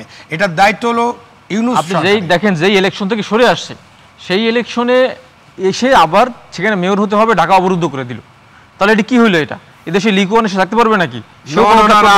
আপনি কেন তাহলে শাহাদাত সাহেবকে চট্টগ্রামে মেয়র করলেন? চট্টগ্রামে একটা চট্টগ্রামে বেআইনি কাজ হতে পারে, এটাকে চ্যালেঞ্জ করে নেই, তার মানে একটা অন্যায় কাজ চ্যালেঞ্জ না করলে এইটা এই সরকার, এটা হলে আমাদের যে স্থানীয় সরকার উপদেষ্টা এবং ডক্টর ইউনূস, এর দায়িত্ব তাকে নিতে হবে। আমি এই সবগুলো কাগজ আমি দেখেছি, আপনার চট্টগ্রামের কোনো ব্যক্তি এসে চ্যালেঞ্জ করেন নাই, তাই বলে এটা আনচ্যালেঞ্জ থেকে গেছে। তার মানে এই না যে ইশরাক সাহেব একটা অবৈধ মেয়র, মানে অবৈধভাবে এসে সে এখানে মেয়র হয়ে যাবে আদালতকে ব্যবহার করে, এটা তো হতে পারে না। আমরা ঢাকায় আছে, আমরা চ্যালেঞ্জ করছি, আমরা সবগুলো কাগজ উঠিয়ে আবার একটা কথা বলেন, আদালতকে ব্যবহার করে, এটা কিন্তু আদালত অবমাননার মতো। আপনারা আদালতে এটার আপনি তো না, আপনি তো এনসিবি, আপনি সরকার না, আপনি সরকার না, আইনজীবী। আপনার এখানে তো সরকারের একটা দায়িত্ব ছিল, সরকার সেই দায়িত্ব পালন করেনি, বরঞ্চ সরকার এটাকে নিয়ে এমন একটা জগা খিচুড়ি করেছে যার কারণে এই ঘটনাগুলো ঘটছে। আপনি এটার দায়িত্ব নিতে হবে, আপনি দায়িত্ব নেন, সরকারের দায়িত্ব পালন করুক। সরকার দায়িত্ব পালন করে না বলে এইসব ঘটনা ঘটে, সরকার দায়িত্ব পালন করে না বলে দেশে মবতন্ত্র কায়েম হয়ে গেছে, সরকার দায়িত্ব পালন করে না বলে মবের মুল্লুক হয়ে যাচ্ছে, যেখানে সেখানে মব, সেটা যে কোনো পার্টির হোক, যে কোনো গোষ্ঠীর হোক, এটা ইসলামী গোষ্ঠীরও হতে পারে, যে কোনো সময় মব তো আপনি চালাতে পারবে না। এবং যদি জনগণ মধ্যে থেকে এরকম কথা বলে যে এই যে মবতন্ত্র, ওটা তো আমরা পিআর বাদ দিলাম, এই যে মবের সৃষ্টি, মবের মূল্য যে তৈরি করা হচ্ছে, দেশের আইন শৃঙ্খলা পরিস্থিতি যে নিয়ন্ত্রণ করা হচ্ছে না, এটাও ইলেকশনকে পিছিয়ে দেওয়ার, ডিলে করার, প্রভাবিত করার না একটা করার যথেষ্ট একটা সুযোগ আছে। জি, সুযোগ, অজুহাত কিনা? আবুল আলম শহীদ খান, অসংখ্য ধন্যবাদ। শুনতে চাই ভাই আপনাকে, অ্যাডভোকেট মুজাহিদুল ইসলাম শাহিন ভাই। যে আমি আবুল আলম শহীদের কথা থেকে আসি, বলুন। বাংলাদেশে যদি নেলসন ম্যান্ডেলা বা লি কুয়ান আসতো, 100% ফেল করতো, কোনো সন্দেহ নেই। কারণ আপনি দেখেন এই একটা বিপ্লবের পরে আমরা এই বিপ্লবের মাসে আছি। এই বিপ্লবের মাসে দেখেন যে পরিমাণ রক্ত ঝরালো, মানুষজন আহত হলো, তারপরে তো অনেক সংস্কার হওয়ার কথা ছিল, কিন্তু সেই সংস্কার আমরা করতে পারলাম কোথায়? বাধা কোত্থেকে আসলো? আপনি এনবিআর দেখেন, আপনি সচিবালয়ে দেখেন, আপনি আনসার দেখেন, কোথায় নাই। আপনি চট্টগ্রাম পোর্ট দেখেন না, কিন্তু আবুল আলম শহীদ খান বলছেন এগুলো তো নিয়ন্ত্রণ করা সরকারের কাজ। হ্যাঁ, সরকারের কাজ। যখন এখানে বিভিন্ন রাজনৈতিক দল থেকে সহায়তা করা হয়, আন্দোলনে পিছনে থেকে কাজ করা হয়, বিভিন্ন গোষ্ঠী থেকে আসা হয়, পতিত ফেসিবাদী সরকার লোকজন যেখানে সহায়তা করে, সেই সব জায়গায় একটা সরকার কিভাবে করবে? আপনি দেখেন পুলিশ অকার্যকর হয়ে গেছিল, সেই পুলিশ কিন্তু রিভাইভ করছেন। সেনাবাহিনী কার্যকর ব্যবস্থা নেওয়ার কথা ছিল, কিন্তু তারা ওভাবে নেয় নেই, আস্তে আস্তে এখন নিচ্ছে। এখন দেখতেছি এই সময় প্রায় 1 বছর পরে এসে। তো আপনি দেখেন, যদি সাপোর্ট আমরা সবাই না করি, জনগণ যদি সাপোর্ট না দেয়, অথবা কোনো ভেস্টেড কোয়ার্টার পিছনে থেকে থাকে, তাহলে তো সেটাই বলছি যে নেলসন ম্যান্ডেলা বা লি কুয়ান এসেও এখানে ফেল করে যেত না। তাহলে তো শাহিন ভাই, এই প্রশ্নটা আপনার আলোচনার প্রেক্ষাপটে করি যে এই যখন রাজনৈতিক বাস্তবতা বা আইন শৃঙ্খলা পরিস্থিতি, তখন একটা নতুন পদ্ধতির যে প্রচলন ঘটাতে যাচ্ছেন, সেক্ষেত্রে যে পরিবেশগত যে স্থিতিশীলতার প্রয়োজন আছে আইন শৃঙ্খলা পরিস্থিতি, এই জায়গাতে নতুন করে তো আবার হোঁচট খাবে না? হোঁচট খাবে না, কারণ আপনাকে তো ইলেকশন করতে হবে। আপনি দেখেন বিএনপি সহ কয়েকটি দল চাচ্ছে হলো দ্রুত ইলেকশন করতে হবে, এবং সেটা আপনার পারলে এই ডিসেম্বরের মধ্যে। মানে ডক্টর ইউনূস সাহেব বললেন যে না, আমরা করব জুনের মধ্যে, পরবর্তীতে আবার ঘোষণা আসলো না ফেব্রুয়ারির মধ্যে করতে হবে। এখন আপনি যদি ফেব্রুয়ারির মধ্যে, সেই বৈঠককে তো আপনারা আবার বিরোধিতা করলেন। এখন যদি ফেব্রুয়ারির মধ্যে ইলেকশন হয়, সেখানে আমরা বলছি যে উচ্চ কক্ষে পিআর হোক। ইলেকশন তো ইলেকশনের মধ্যেই হবে। আপনার 300 আসনে ইলেকশন হলো, বা যদি কোনো আসন বাড়ে এর মধ্যে, সেই হিসাবে ইলেকশন হলো। এখন ইলেকশন হওয়ার পরে পিআর পদ্ধতিতে ইলেকশন হলে একই ভোটে আপনার 300 আসন, 300 এমপি হলো নিম্ন কক্ষে, উচ্চ কক্ষে গিয়ে পিআর পদ্ধতিতে যদি 100 আসন সেট করা হয়, সেখানে গিয়ে একই পদ্ধতিতে হতে পারে। তো ইলেকশন হওয়াটা একটা বিষয়, যে ইলেকশন হতে পারে কিনা বা সম্ভব কিনা। আপনি বাংলাদেশের আইন শৃঙ্খলা যে পরিস্থিতি, প্রত্যন্ত অঞ্চলে গিয়ে একজন পুলিশ, একজন হলো আনসার গিয়ে কতটুকু পাহারা দিয়ে রাখতে পারবে, আমরা এখনো সন্দিহান। সেই পরিস্থিতিতে আবার ভোট দখল হবে কিনা, আবার হলো আপনার কেন্দ্র দখল হবে কিনা, সেই পরিস্থিতি এখনো তৈরি হয়েছে কিনা ইলেকশনের মতো, এটা একটা খুবই গুরুত্বপূর্ণ বিষয়। আমরা এনসিপির পক্ষ থেকে আমরা বলি না যে ইলেকশন আমরা চাই না, বা ইলেকশন আপনি পিছিয়ে নেন, বাট আমাদের বক্তব্য শুরু থেকেই ছিল আপনার মৌলিক সংস্কার করতে হবে এবং আপনি ইলেকশনও করেন না। এখন একেবারে মন মতো পরিস্থিতি তৈরি হলে নির্বাচন হবে, তাহলে এই পরিস্থিতি আদৌ তৈরি হবে না? মন মতো হলে কি, মন মতো আমাদের ইচ্ছা মতো তো হবে না, আমাদের মন মতো হবে না। এদেশে কিন্তু ওইখানে এদেশে আইন শৃঙ্খলা পরিস্থিতির উন্নতি হোক, এইটাই সরকার সদিচ্ছা আছে কিনা, তারা চান কিনা, তারা চাইলে কেন উন্নতি হবে? আপনি আইন শৃঙ্খলা পরিস্থিতি খারাপ করছেন কার? আপনি দেখেন বিএনপির কথা ধরেই বলি, এখানে অলরেডি বিএনপির প্রায় 120 থেকে 30 জন ব্যক্তি তার দলীয় কোন্দলে নিহত হয়েছেন। আইন শৃঙ্খলা পরিস্থিতি খারাপ হচ্ছে কোথায়? আমরা একটা দলকে নিয়ন্ত্রণ করতে পারছি না। আপনি দেখেন বিভিন্ন জায়গায়, মানে কি বিএনপি নিয়ন্ত্রণ করতে পারছেন না? বিএনপি নিজেকেই নিজে নিয়ন্ত্রণ করতে পারছেন না। এখানে কথা হচ্ছে লি কুয়ান, তারপরে নেলসন ম্যান্ডেলা এই লাইনে থাকেন, এইগুলো কথা বললে, শোনো আমি কথা বলি, এই সমস্ত কথা বললে তোমরা তো মানে তোমার রাজনৈতিক দল হয়তো উঠতে পাওনি, আরো নিচে যাবে। আমরা চেষ্টা করছি, কারণ তোমরা যেভাবে চাঁদাবাজি শুরু করেছো, চাঁদাবাজি আমরা করছি না। এই যে বললাম না, কথা অন্য দিকে, অন্য লাইনে কথা বলো, সব দখল কিন্তু আপনাদের দখলে। তোমার অ্যাভিনিউ চেঞ্জ করো, আপনি দেখেন রংপুর দেখেন, দিনাজপুর দেখেন। আরে ভাই, তোমার অ্যাভিনিউ চেঞ্জ করো। তোমার উপদেষ্টা তো নিজেই চোর, তোমার উপদেষ্টা নিজে করছে না, তাই উপদেষ্টা আমার না, উপদেষ্টা জনগণের উপদেষ্টা। এইসব কথা বলে না, বলে শোনো, রাজনীতিবিদদের জনগণের উপদেষ্টা ভাই, ভুল দাও নাই। তোমাদের রাজনীতিতে আসা একটা বাংলাদেশের জন্য অভিশাপ হয়ে দাঁড়াচ্ছে। আমরা আশীর্বাদ ভেবেছিলাম, অর্থাৎ কথা অন্য লাইনে বলো। এনসিপি বাংলাদেশের জনগণের আশীর্বাদী হবে, বলো আশীর্বাদী হবে। চাঁদাবাজি, তোমাদের সারা গায়ে চাঁদাবাজিতে আজকে সচিবালয়। আপনি কয়জন ব্যক্তির কথা বলবেন? ডিসিএমসি তোমার নিয়োগ দিচ্ছ, আপনি কয়জন ব্যক্তির কথা বলবেন? 1 জন 2 জন 5 জন, আর সারা দেশ চাঁদাবাজি নিমজ্জিত হয়ে গেছে। শুরু করেছো রাজনীতিতে যৌনতা, রাজনীতিতে টাকা, রাজনীতিতে ধান্দাবাজি, এগুলো কেউ আশা করে তোমাদের কাছে? এটা যদি আপনি গোল্ডেন জেনারেশন, দৈনিক পত্রিকার হিসাব দেখেন, তোমরা ব্ল্যাক স্ট্যান্ড দিচ্ছ। আপনি যদি দৈনিক পত্রিকার হিসাব দেখেন, তুমি বলছো এখানে লিকুয়ানের কথা, নিম্ন কক্ষের কথা, উচ্চ কক্ষের ধাপ করে ঘুরে তোমাকে এইসব কথা বলতে হবে, তোমারও শুনতে হবে। আপনি দৈনিক ঘরে বসে অন্যের মানসিকায় আপনি দৈনিক পত্রিকার রিপোর্টগুলো দেখেন, এখান থেকে প্রকৃত চিত্র বেরিয়ে আসবে। আরে ভাই, পত্রিকার রিপোর্ট তো দেখছি সবকিছু। হ্যাঁ, পত্রিকার রিপোর্ট আমরা এই পয়েন্টে আসি যে আপনারা বললেন তোমার গায়ে উপরে যে থুতু ফেলাও না, নিজের গায়ে থুতু পড়ে। এখন শাহিদ ভাই এটা বলেন, পিআর পদ্ধতিতে আপনারা ই করতে পারবেন কিনা? না, পিআর পদ্ধতিতে আমরা তো বললাম আমাদের তো ফেয়ার একটা এক্সপেকটেশন, আমাদের তো প্রপোজালটা একদমই ফেয়ার, যে আপনি এই সংস্কার করতে এসে যদি এইভাবে পিআর পদ্ধতিটা আনা হয় উচ্চ কক্ষে, তাহলে আমরা মনে করি যে বাংলাদেশের জনগণের জন্য, মানুষের জন্য এবং বুদ্ধিজীবী সচেতন রাজনীতিবিদ সবার জন্যই ভালো হবে।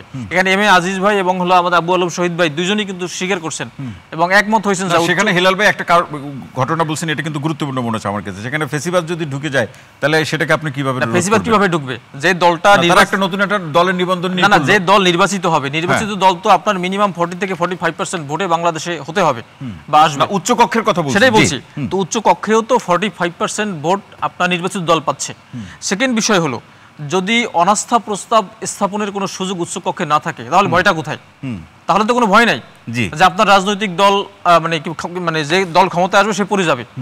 অনাস্থা প্রস্তাব আনার যদি সুযোগ উচ্চ কক্ষে না থাকে তাহলে তো কোনো আশঙ্কাই নেই।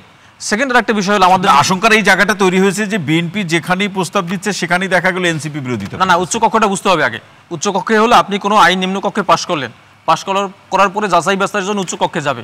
উচ্চ কক্ষে যদি আপনি একটা টাইম লিমিট দিয়ে দেন যে এতদিনের মধ্যে উচ্চ কক্ষ যদি সিদ্ধান্ত নিতে না পারে তাহলে এটা অটোমেটিক পাস হয়ে যাবে, অথবা এটা রাষ্ট্রপতির কাছে বিল আকারে চলে যাবে। সেটা তো আমরা বুঝলাম, কিন্তু এইটা আপনি বলুন যে বিএনপির সাথে এই যে সংস্কারের বিভিন্ন এজেন্ডা নিয়ে, বিশেষ করে পিআর পদ্ধতি বা সংস্কারের প্রসঙ্গগুলো নিয়ে যেগুলো নির্বাচনের সাথে সম্পর্কিত, এটা নিয়ে বিএনপির সাথে আপনাদের এত বিরোধ কেন? আমাদের কোনো বিরোধ নাই, আমরা জনগণের পক্ষে কথা বলতেছি। না, আপনারা কথা বলে বিএনপি কেন খোঁচা দেন, এটা কারণটা কি? না, এক্সিস্টিং সিস্টেমের মধ্যে সে থাকতে চাচ্ছে অনেকগুলো বিষয়। আমরা মনে করতেছি যে না, এখন সুযোগ আসছে, সংস্কারটা এখনই হওয়া উচিত। আর একটা বিষয় হলো যে বিএনপি অনেক সময় বলতেছে যে এটা পরবর্তী ইলেকশনের পরে গিয়ে আমরা করব। তা আমরা তো এখন দেখতেছি, আমরা জনগণ তো ম্যান্ডেট দিয়েছে 5 আগস্ট ম্যান্ডেটের পরে। এখন যদি আপনি সংস্কার করার সুযোগ যেটা পেয়েছেন সেটা যদি না করেন তাহলে আপনি ইলেকশনের পরে গিয়ে কি করবেন? আপনাকে একটা ছোট্ট উদাহরণ দিয়ে আমি বলি। সেটা হলো, বিচার বিভাগ পৃথক করার বিষয়ে স্বাধীনতার পর থেকে আন্দোলন চলতেছে, বিচার বিভাগ পৃথক করতে হবে, কিন্তু কোনো রাজনৈতিক সরকার বিচার বিভাগ পৃথক করে নাই। শেষ পর্যন্ত এসে দেখেন যে আপনার গত মঈনুদ্দিন ফখরুদ্দিনের সময় 2007 সালে বিচার বিভাগ ফার্স্ট আপনার হলো অ্যাডমিনিস্ট্রেশন থেকে সেপারেশন হয়। এটা কিন্তু একটা অনেক বড় মৌলিক সংস্কার ছিল। আমরা এটা শানবে যেহেতু বিচার বিভাগের প্রসঙ্গটা আপনি তুলেন, এটা নিয়ে আমরা একটু পরে শুনছি, এবং বিএনপির সাথে কেন আপনাদের বারবার একটা দ্বন্দ্ব সংঘাত তৈরি হচ্ছে ধারণাগত বিষয়গুলো নিয়ে, সেটা আমরা শুনবো। স্যার, আপনার কাছে একটু আসতে চাই। আমি একটু নেপাল এবং শ্রীলঙ্কার যে নির্বাচনের অভিজ্ঞতা এবং সেখান থেকে আমরা যে পরিস্থিতি বা অভিজ্ঞতা পাই বা যে ধরনের ঘটনাগুলো, সেটাও কিন্তু তারা একটু পিআর কিংবা কাছাকাছি একটা পদ্ধতি অনুসরণ করার চেষ্টা করছে, কিন্তু অভিজ্ঞতা খুব বেশি ভালো না, ইতিহাস তাই বলে। তো সেখানে আপনি বলছিলেন এই মুহূর্তে আমাদের প্রস্তুতির প্রসঙ্গ, রাজনৈতিক দলগুলোর প্রস্তুতি, জনগণকে তো এই পদ্ধতিটা বুঝতেও হবে। এই জায়গাতে যেটি অনেকেই বিএনপি সহ অনেকেই এটা অভিযোগ করছেন যে এই নির্বাচনকে বিলম্বিত করা কিংবা একটা বিতর্কের জায়গাটা চলমান রাখা, এর একটি উৎস হিসাবে পিআর পদ্ধতির আবির্ভাব ঘটলো, এমনটি কি আপনার কাছে মনে হয়? রাষ্ট্রবিজ্ঞানের লেন্স থেকে দেখলে কেমন? আসলে কি আজিজ ভাই যেটা বলছে, আজিজ ভাই ঠিক আছে, একটুই আছে। কারণ পিআর পদ্ধতি যে 163টি খুব সম্ভবত রাজনৈতিক দলগুলো নিকট সংস্কারের প্রস্তাব দেওয়া হয়েছিল টিক্স দিয়ে। তো সেইখানে জাস্ট আমি যেহেতু একটা পার্ট ছিলাম বিএনপির সাথে, প্রথমে 11 দল পরে 12 দলের হিসাবে, তো ওইখানে আমাদের নিকট কাগজপত্র এসেছিল। তো ওইখানে হচ্ছে আমরা বিএনপির সাথে, অনেকে বলে বিএনপি তাকে প্রেশার দিয়ে হয়তো বলছে এইটা করো ওইটা করো, আমাদের কিন্তু বলে নাই। তা আমরা ওখানে লিখেছিলাম একই কথা যে এটা কমপক্ষে 20 বছর পরে চালু করা উচিত হবে। আমার দেশের গণতন্ত্র যদি একটা প্রতিষ্ঠিত রূপ ধারণ করে, অর্থাৎ একটা অগ্রসর হয়, তাহলে আস্তে আস্তে আমরা একটা বহুত্ববাদী সমাজ পাবো। এইভাবে ধীরে ধীরে অগ্রসর হতে হবে। যেমন মাওলানা সাহেব ব্যাখ্যাটা আমি দিয়ে দিচ্ছি, যেটা হঠাৎ করে কিন্তু একটা শিশু জন্মগ্রহণ করলে সে দৌড়াতে পারে না, তাকে হাঁটার একটা সময় দিতে হয়, দাঁড়ানোর সময়, দাঁড়ানো হাঁটার সময় দিতে হয়। কিন্তু এনসিপি বলছে যে সংস্কারের এখনই সময়। আমি বলতেছি, আমি সময় দিতে হয়, সময়ের পরে হবে কি শিশু দেখবেন দৌড়াবে, বড় হবে, অনেক কন্ট্রিবিউট করবে, এতে খারাপও হতে পারে। হ্যাঁ, কিন্তু প্রশ্ন হচ্ছে আমার তো এখানে গণতন্ত্রই নাই।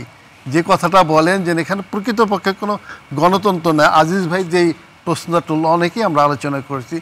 যদি মনে করেন বিএনপিকে ধরি, বিএনপি তো এই ইলেকশনে অনেকে মনে করতেছি, আমিও মনে করি আর তারা ক্ষমতায় যাবে, অনেক আসন পাবে। জি। কিন্তু যদি দেখা যায় তারা নিজস্ব পরিবারতন্ত্রের মতো আবার ওখানে সুপারিশ করে এরা হবে, তো সেই ক্ষেত্রে কিন্তু আমি দেখব এটা কিন্তু একটা এই পদ্ধতিটাকে যেভাবে এনেছিল ভারত উপমহাদেশে ওইভাবে কিন্তু আসে নাই।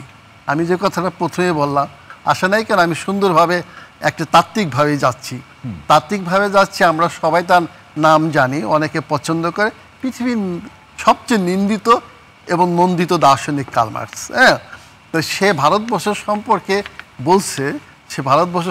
বলছে, এখানে কেন গণতন্ত্র আসতেছে না, গণতন্ত্র আসার কতটুকু সম্ভাবনা আছে। তিনি এশিয়াটিক মুড অফ প্রোডাকশনে যে বইটা লিখেছেন, পুরো এশিয়ার মুড অফ প্রোডাকশন, ভারত সম্পর্কে তিনি বলছেন অনেক আগে। একদিনও কিন্তু তিনি ভারতবর্ষে আসেন নাই, এক সেকেন্ড আসেন নাই। কার বই পড়েছেন? ফ্রান্সিসকো বার্নিয়ারের ট্রাভেলস ইন মোগল ইন্ডিয়া, আর একটা হচ্ছে গিয়া জন স্টুয়ার্ট মিলের লেখা। মিল সম্পর্কে কিন্তু আমরা জানি এখানে কতটুকু কন্ট্রিবিউট রেখেছেন। দুইজনের লেখা থেকে তিনি উপসংহারে উপনীত হয়েছেন যে ভারতবর্ষের সবচেয়ে অসুবিধা হচ্ছে ডিসেন্ট্রালাইজেশন অফ পাওয়ার এখানে হয় না। ওই যে দেখেন, আর হচ্ছে কি সামন্ততান্ত্রিক ব্যবস্থা, যেখানে শাহজাহানের সম্রাট যখন ছিলেন ওই সময় ফ্রান্সিসকো বার্নিয়ার শাহজাহানের ফিজিশিয়ান ছিলেন। হ্যাঁ, ফিজিশিয়ান থাকা অবস্থায় ওইখানে কি ঘটনা ঘটছে, ক্ষমতার কিভাবে কে কতটুকু এনজয় করে, প্রকৃত ক্ষমতা কার হাতে, ওইটা উনি বিশ্লেষণ করে দেখিয়েছে। এই সমাজ ব্যবস্থায় সেই দিকেই উনি পরে বলছিলেন যে এখানে ওই যে রিক্রুটমেন্ট কিভাবে হয়, রাজার ছেলে রাজা। আর গণতন্ত্রের রিক্রুটমেন্ট হবে কি, এটাকে আমরা বলি রাষ্ট্রবিজ্ঞানের ভাষায় বলি অ্যাচিভমেন্ট, আমার অর্জনের উপরে। যেমন মনে করেন আমার দেশের মতো শেখ সাহেবের কথা, জিয়াউর রহমানের কথা, তার বাবারা কিন্তু প্রভাবশালী কেউ ছিলেন না। তারপরে ইভেন আমরা দেখব সুকর্ণো অফ ইন্দোনেশিয়া, ওই পর্যন্ত দেখব।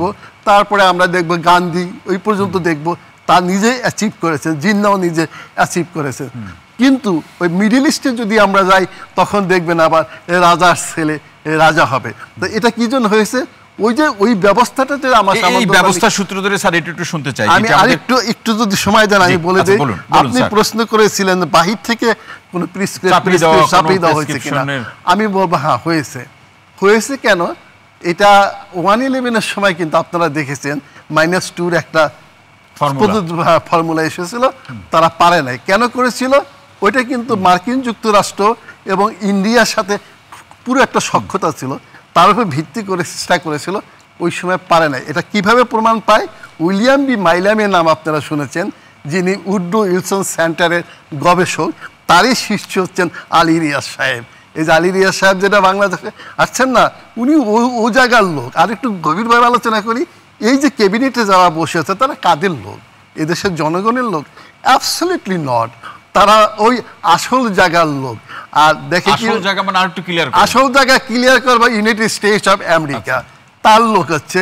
তার ইউনুস সাহেব কার? ইউনুস সাহেব হচ্ছে মাইক্রো পুঁজির সম্পর্ক।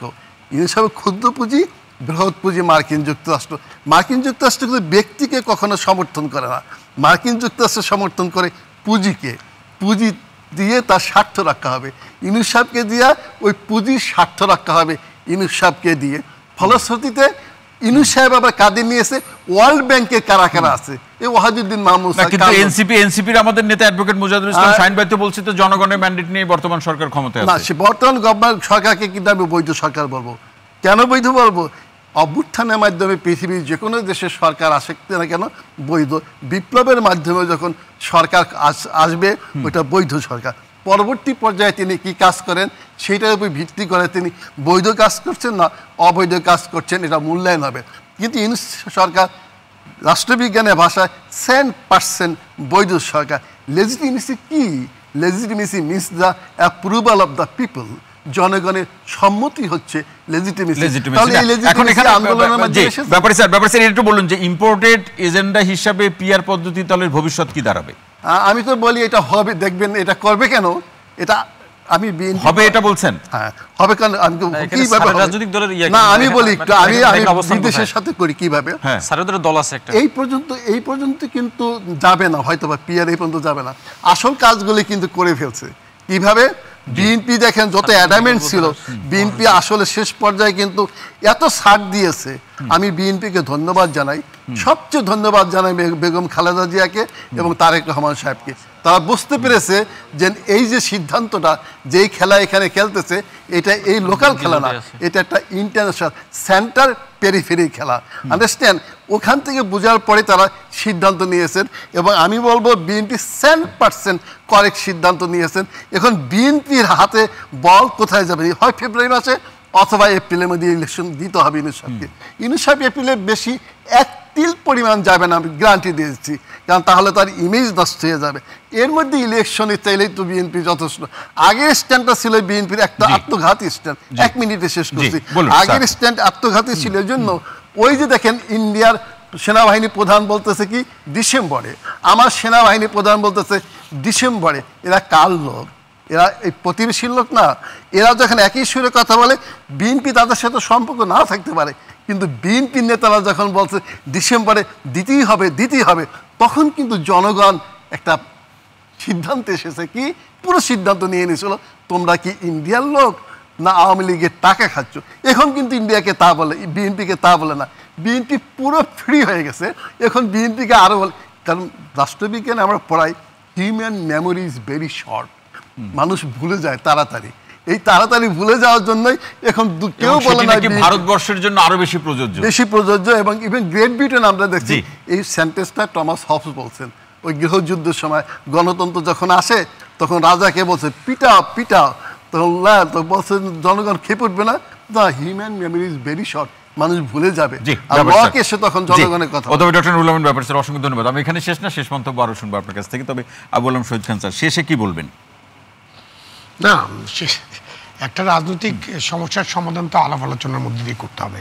মানে এখানে কন্ডিশন আরোপ করলে কোনো কন্ডিশন দিয়ে তো কোনো আলোচনা হবে না। সুতরাং আলাপ আলোচনার মধ্যে দিয়ে আমাদের জাতির জন্য বা আমাদের দেশের জন্য উন্মুক্ত করে আলোচনা করে আমাদের জাতির জন্য যেটা দরকার সেটাই আমরা করি, তাহলে আমরা হয়তো এগিয়ে যেতে পারবো। এখন ঠিক আছে, এনসিপির বক্তব্য থাকতে পারে, আতপাকা ওনাদের বক্তব্য থাকতে পারে, জামাতের বক্তব্য থাকতে পারে, বাট সেই বক্তব্যগুলো আমাদের যে ঐক্যমত্য, সেই ঐক্যমত্যের কাছে পৌঁছতে হবে। আর আপনি এখন যেভাবে বলছেন 5ই আগস্ট মানে হচ্ছে যে একটা সংস্কারের জন্য বাংলাদেশ মতামত দিয়েছে, ওইটা কিন্তু ওইভাবে আপনি বলতে পারেন না। আমাদের আন্দোলনটা আমরা দেখেছি তো, আন্দোলনটা কি ছিল, তার থেকে কি হয়েছে, এটা আমরা সবাই জানি। অসংখ্য ধন্যবাদ অ্যাডভোকেট মুজাহিদুল ইসলাম শাহীন। শেষ মন্তব্য বলুন ছোট্ট করে ভাই। জি, আমি এখানে আবুল আলম শহীদ ভাই যেটা সর্বশেষ কথাটা বললেন যে 5 আগস্ট কি জন্য আন্দোলন হয়েছে। 5 আগস্ট আন্দোলন তো শুরু হয়েছে, কোটা আন্দোলন শুরু হয়েছে। সেখান থেকে যখন মানুষের মানে অধিকার হরণ করা হচ্ছিল, মানে আহত করা হচ্ছিল, গুলি করা হচ্ছিল, তার প্রেক্ষিতে তো আন্দোলনটা ফ্যাসিস্ট মানে বিরোধী আন্দোলনে চলে আসছে, এক দফায় চলে আসছে। তো সে মানে এই মুহূর্তে এসে এই কথাটা বলাটা এই জুলাই মাসে আমার মনে হয় খুবই অযৌক্তিক এবং হাস্যকর হবে। এটা 5 আগস্টের আন্দোলন সর্বশেষ ফ্যাসিবাদ বিরোধী আন্দোলনই আসছে। এটা শুরুর আন্দোলন এবং শেষের আন্দোলন আপনি মিলেই মানে আপনাকে একেবারে দুই এক লাইনে বলেন। আবার প্রশ্ন ছিল বিএনপির সাথে আপনাদের এনসিপির এত বিরোধ কেন? না, বিএনপির সাথে এনসিপির কোনো বিরোধ নাই। বিএনপি বাংলাদেশের একটি বড় দল এবং বিএনপি এদেশের অনেক দিন থেকেই তারা রাজনীতি করে আসছেন। আমরা এনসিপি একটা নতুন দল, আমরা চাচ্ছি বাংলাদেশের সংস্কার হোক। আমি আগামীকাল এমপি হব কি হবে না এটা আমার জন্য মুখ্য বিষয় না, কিন্তু বিএনপির জন্য অনেক গুরুত্বপূর্ণ বিষয় যে সে ক্ষমতায় সবাই ধরে নিচ্ছে সে যাচ্ছে, এবং ক্ষমতায় গেলে সংস্কার হবে কিনা এখানেও আপনার জনগণ মানে অনেক সন্দেহ আছে, অনেক সন্দিহান তারা। এজন্য আমাদের বক্তব্য হলো, আমি এনসিপি থেকে এমপি হই না হই, আমার এনসিপি মানে সংসদে যাক বা না যাক, কিন্তু বাংলাদেশ যে ফ্যাসিবাদ বিরোধী আন্দোলনের মধ্য দিয়ে আসছে সেই ফ্যাসিবাদ যেন আবার চেপে বসতে না পারে, এই প্রেক্ষাপটে এরকম একটা রাজনৈতিক অঙ্গীকার চান। আজিজ ভাই দেখেন, আমার বক্তব্য হচ্ছে সংস্কার, একটা নিরপেক্ষ নির্বাচন হতে হবে, সেটা যত খুশি আইন টাইট করুক, এবং 5 বছর পূর্ণ হলে অবশ্যই শান্তিপূর্ণভাবে ক্ষমতা হস্তান্তর হতে হবে। এটা হলো বেসিক সংস্কার। এটা এরপরে আর যা আছে হোক না হোক আমরা একটা নির্বাচনে যেতে চাই, কিন্তু আমি কিন্তু এখনো সন্দিহান নির্বাচন হবে কিনা। আমি কিন্তু আমার সংশয় আছে, কারণ দেখেন ভাই ওই সংশয় থাকলে ওই আলোচনায় গেলে আজকে আর শেষ হবে না ভাই, ওইটা অন্য একদিন আমরা আলোচনা করবো। অসংখ্য ধন্যবাদ আপনাকে আতুর রহমান ভাই। আসলে এখানে হেলাল ভাই যে কথা বলছেন যে এই পিআর পদ্ধতি নির্বাচন হলে ফেসিবাদ পুনর্বাসন হওয়ার আশঙ্কা আছে। এখন আমরা তো আশঙ্কা করতেছি বর্তমান যে পদ্ধতি আছে এই পদ্ধতি নির্বাচন হইলেই বরং ফেসিবাদীরা চলে আসবে। কারণ হলো এখন স্বতন্ত্র নির্বাচনের সিস্টেম কিন্তু বন্ধ হয় না, হবে। আওয়ামী লীগ হয়তো নির্বাচনে আসতে পারবে না নৌকা নিয়ে, কিন্তু তারা কিন্তু সারা দেশে প্রত্যেকটা আসনেই স্বতন্ত্র ক্যান্ডিডেট ফিট করে রাখবে। এরা হয়তো নামে আওয়ামী লীগ না, কিন্তু আওয়ামী লীগের পাশ সাফ করবে। বর্তমান পদ্ধতিতে বরং ফেসিবাদী শক্তির পুনর্বাসনের আশঙ্কা সবচেয়ে বেশি। এটা কিভাবে হেলাল ভাইরা ঠেকাবে এটা আমি বুঝি না। কারণ তারা অলরেডি প্রস্তুতি নিচ্ছে, আমরা কিন্তু খবর পাচ্ছি, এবং তারা হাজার হাজার কোটি টাকা সেখানে ইনভেস্ট করবে এবং স্বতন্ত্র প্রার্থীদেরকে বিজয় করে নিয়ে আসবে। এটা প্রতিরোধ করার জন্য পিআর পদ্ধতি ছাড়া অসংখ্য ধন্যবাদ। ব্যাপারী স্যার, ডক্টর। না, আমার বক্তব্য হচ্ছে যে বর্তমানে যেদিকে আমরা দেখব 24শে অভ্যুত্থানের সময় যেই স্পিরিট নিয়ে যেই দলগুলি বিরাট ভূমিকা পালন করছে, এই দলগুলি অন্তত পক্ষে একটা অথবা দুটা ইলেকশনে একত্রিত থাকা উচিত ছিল। কেন? ওই যদি ফ্যাসিবাদের কথা বলে তাকে প্রতিহত করার জন্য। তা না দেখে আমরা দেখতেছি যে এক দল অন্য দলের বিরুদ্ধে এমনভাবে সংঘাতে লিপ্ত হতে যাচ্ছে, ফলশ্রুতিতে এই নিজেরা যখন কনফ্রন্টেশনে চলে যাবে, তখন কিন্তু ওই পরাজিত শক্তি আবার যে কোনো পদ্ধতিতে আসার একটা সুযোগ খুঁজবে। আমার মনে হয় যে সেই ক্ষেত্রে এখনো অনেক সমস্যাগুলি সমাধান হওয়ার সুযোগ আছে, হয়তো বা আলাপ আলোচনার মাধ্যমে অনেক অগ্রসর হবে। যেই সার দিয়েছে, যেই সার কল্পনা করা যায় না। ডক্টর নুরুল আমিন ব্যাপারী স্যার, অসংখ্য ধন্যবাদ আপনাকে। আজিজুল বারী হেলাল ভাই, শেষ মন্তব্য কি বলবেন? দেখেন, এখানে বলা হচ্ছিল লিকুয়ানের কথা, তারপরে আপনার আফ্রিকার নেলসন ম্যান্ডেলার কথা, আবার স্যার বললেন যে রাজার ছেলে রাজা হতে পারবে না। স্যার মানে ডাইরেক্ট বলেনি, স্যারের বক্তব্য সেরকম, গণতন্ত্র হতে পারবে না। খলিফা হারুন আর রশিদের সময় তার সন্তান মামুন কিন্তু ওই আপনার ওই খেলাফতটা ভালো চালাইছিল, তাই না?